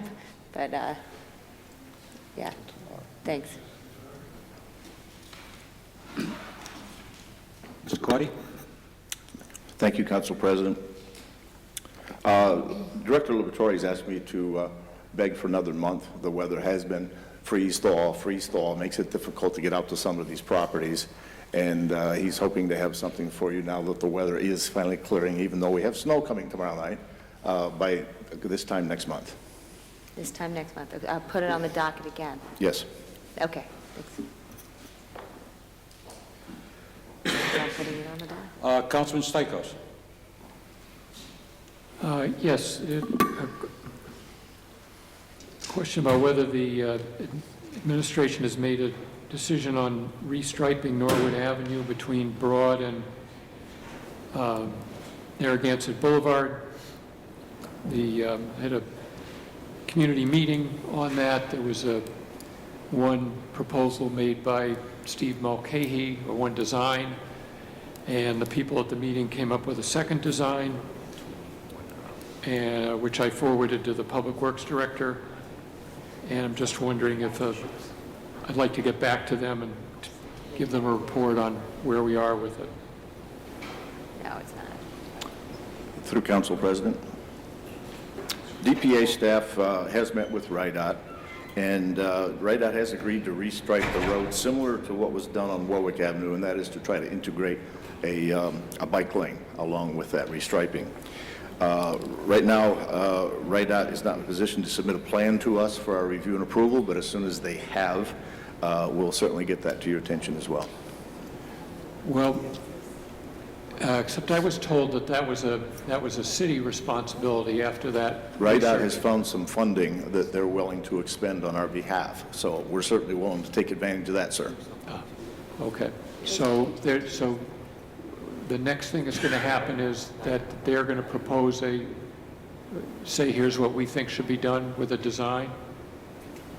Yes, we've already shared with them what we'd like to see, and they're going to be putting a design together and submitting it back to us for our review. They haven't put a timeline on that yet, but it is priced right for us. Does sound like it.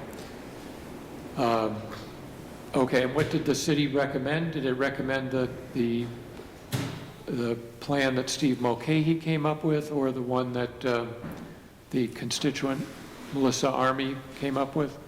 That, sir, I cannot address. What I have as feedback here is that they have proposed the plan that included a bike lane. So if that's one of those two, that's the one. That was the major difference. Okay. Okay. Thank you. My second question has to do with the status of the tree planting program. A few weeks ago, somebody was going to look into that. I made contact with John Campanini from the Rhode Island Tree Council. I did that on Friday, and I have an appointment set with him tomorrow at 10 o'clock in the morning. Okay. I guess I don't understand what's being discussed, because I was at a meeting, both Councilwoman Lee and I were at a meeting with John Campanini, Mr. Cordy, Ken Mason, and the tree warden, and John laid out 3 ways he thought a program could be structured.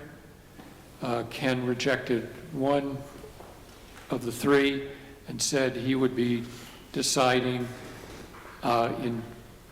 within a week, this was in December, of which of the remaining 2 he was going to select. So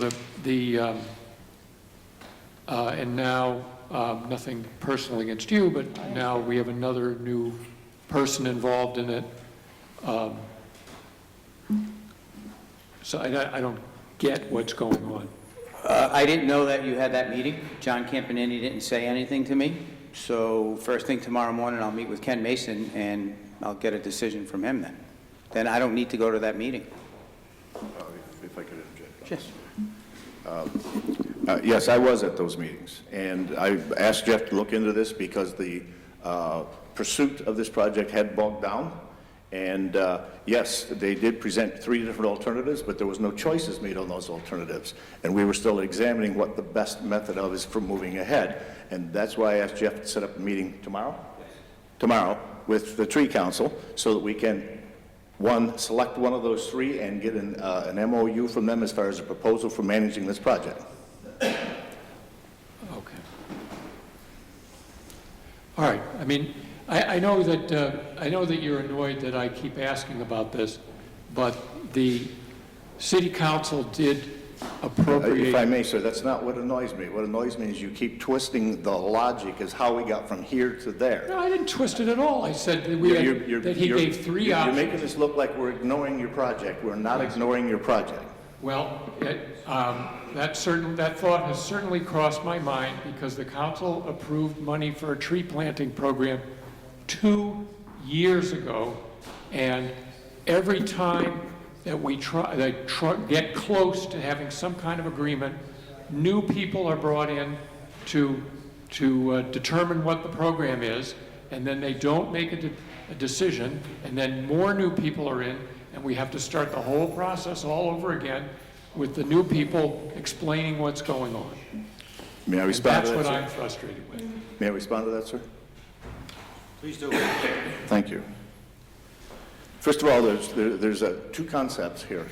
One is, we have a lot of work on our plate, and we're trying to make judgments on the importance of each to the entire community. And 2, yes, you did allocate money. That's your job. It's our job to spend it. We're doing our best to spend it. Okay, so I should be, could I get a report next week on what happens? I could forward that to you right after the meeting, whatever I get from Mr. Campanini. All right, And I I'll would just- review I would with the just- rest of the administration and report right back to you. Okay, thank you. I would just suggest that if it is possible that you review the file, because John Campanini supplied a lot of material on the different options and the forms and... Yep, I'm aware of that. Okay. Thank good. you. Thank you. Councilman Favecchio. Yes. You all set? Yes, my, Okay. Councilman Santa Maria? yes, Council President, I asked for an update on the Fletcher Avenue flood wall, and Director Barone asked for another month to look into, Director Cordy asked for another month to look into the particulars, so I thought Jeff asked. Did I ask you last month? You might have asked. I'm sorry, Jerry. I asked Jeff last month, and Jeff asked for another month to get all those figures together. So, It's Jeff. So next It's document. Jerry. so I don't mind if you give me the information. Okay.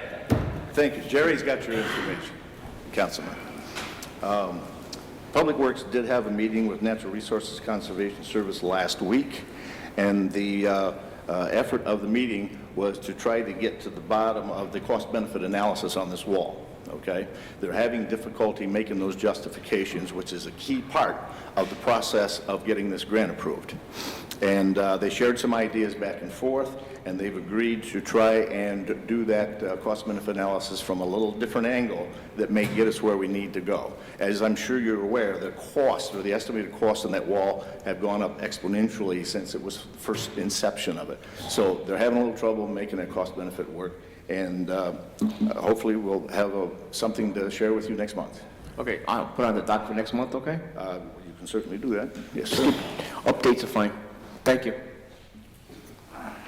Councilman President, may I Lucido. just, I'm sorry.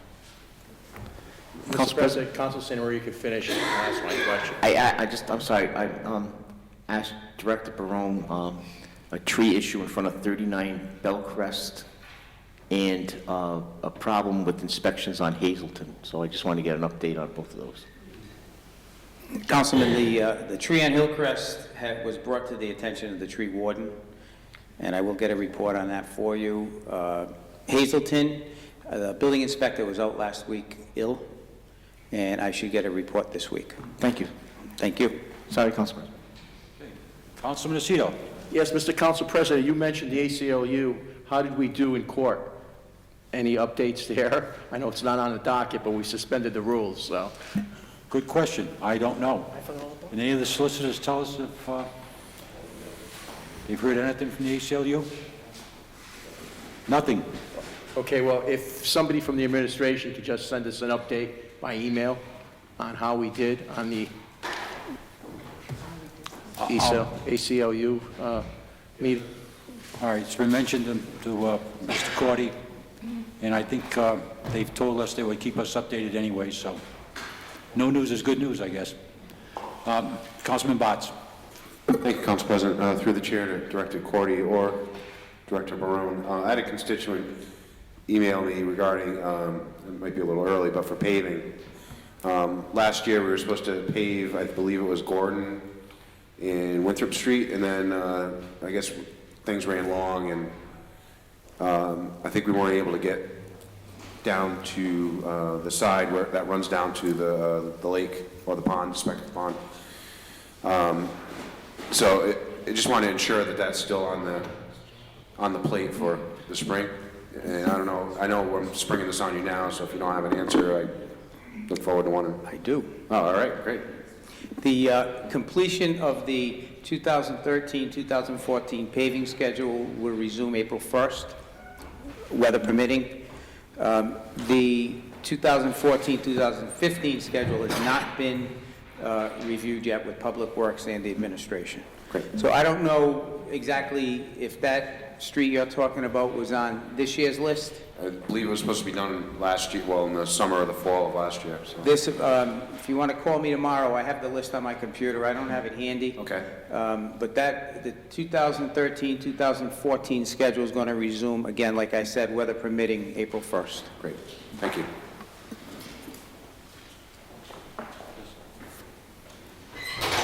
Councilman Lucido. Director Barone, does that also go for utilities like Kent County Water?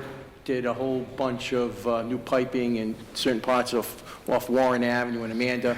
They didn't have time to repave, so do you know when they're starting, or can we find out when they will be going theirs too? I can find out. Nothing was mentioned about the public utilities projects that were in effect. Yeah, they dug up and put new lines in last September, October, and it got close to, they couldn't pave anymore. So hopefully they'll start April 1st too. That's. I will check into that. I can email the constituents. Councilman Vecchio. Thank you, Council President. Through the chair to Mr. Barone, to Director Barone, I also had a few streets that were on the list and never were attended to last year, only because of the weather. The weather got cold pretty quickly, and we ran out of time. So if we could get a list or something of which ones are on prior year schedule before we Yep, get... as I mentioned to Councilman Butts, I mean, any of the council people, feel free. I just don't have that, again, I just want to stress, it's the remainder of the 2013, 2014. 2014, 2015 has not been established yet, but feel free to contact me, and, I'd be more than happy to share those streets with you. Thank you. Councilman Aceto. Director Barone, so if those monies that have been allocated for that in this year's budget and we don't do those roads, will they just carry over and get added to next year's budget, or how's that going to work? Some of the streets that are being paved with funds from public utilities like Providence Water. Okay. So I don't know exactly, what streets are being paved with city dollars and what streets are being paved with public utility dollars. Okay, thank you. Any other comments, council? Communications? Hearing none. Moving on. Is there any old business? There is none. City Clerk, please read the new business. Proposed ordinance 3-14-01, an amendment of Title 10, Chapter 12 of the Code of the City of Cranston, 2005, entitled Motor Vehicles and Traffic through Trucking Prohibited on Springwood Street, sponsored by Councilman Stichels, to be referred to the Ordinance Committee for hearing on April 17th. Proposed ordinance 3-14-02, authorizing the city to waive any and all rights with respect to property, a portion of Assessors Plat 16-4, Lot 183, located on New London Avenue, to be referred to the Ordinance Committee for hearing on April 17th. Resolution memorializing the members of the General Assembly from Cranston to introduce and urge passage of legislation authorizing $2 million in bonds of the city and to authorize referendum to be held thereon for Parks and Recreation, sponsored by Councilman Favicchio, to be referred to the Finance Committee for hearing on April 17th. Resolution authorizing the City of Cranston Public Works Department to designate the commemorative name PS3 Ronald A. Gill Jr. Way on Jordan Avenue street signs, sponsored by Councilman Favicchio and Botts, to be referred to the Public Works Committee for hearing on April 7th. The following claims are referred to the Claims Committee for hearing on April 7th. It's an extensive list. There are 23 claims. They are all property damage claims from alleged incidents. I will read into the record the names and the alleged date of the incident. Frank Pettinato, February 12, 2014. Deborah Baldessari, February 12, 2014. Peter Yee, February 13, 2014. Peter Elliott, February 27, 2014. Anthony Franchetti Jr., February 13, 2014. Linda Lavarone, February 20, 2014. Elizabeth Del Padre, February 21, 2014. Carly Cerullo, February 13, 2014. Maria Murphy, February 15, 2014. Deborah Pudros, February 13, 2014. Nicole and Marie Morella, February 15, 2014. Michael Rossi, February 13, 2014. David Picano, February 20, 2014. E. Jane Woodhouse, February 13th or 14th, 2014. Scott Perone, February 16th, 2014. Christopher Tasca, this from an incident in January-February storm. I'm going to assume that was a snowstorm. Bonnie Simon, March 1, 2014. Marianne Manny, February 21, 2014. Donna Pilario, March 1st, 2014. Steve DeSulio, February 13th, 2014. Rhonda and Rick Gemma, February 13th, 2014. Linda Joharian, January 10th, 2014. Anne Marie Dunbar, March 14th, 2014. And that's all the new business. Thank you. Councilman Arquette, you had something to say? Thank you, Council President. Yes, I just have a kind of point of order, clarification. This evening, we suspended the rules to take a resolution before us, and all night long, we were working without rules. It's my interpretation that when you suspend the rules for one item, after that item is complete, the rules revert back to the session. So I'd like a clarification from the parliamentarians so we don't do this in the future again. Thank you. Mr. Quinlan, can you comment on this, please? Yes, I think when there is a motion to suspend the rules, the motion should include limiting it to the item, or otherwise it does carry through the whole meeting. So I think in the future, if we're going to suspend the rules on an item, I would suggest you limit it to that item, and then we're back on the rules. So tonight, the item wasn't designated, so we had the meeting without any rules, correct? Well, the motion was on an early item on accepting a resolution and voting on a resolution tonight, night of introduction. So the motion should have limited to that. I mean, Specific to the resolution. right, and I think that's a better practice going forward, I would suggest.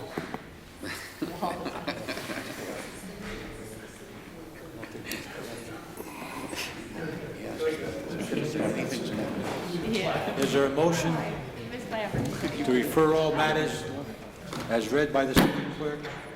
So moved. Thank you. Motion been made and second. Any discussion? Hearing none. Clerk, please take the roll. Yes. Yes. Yes. Yes. Yes.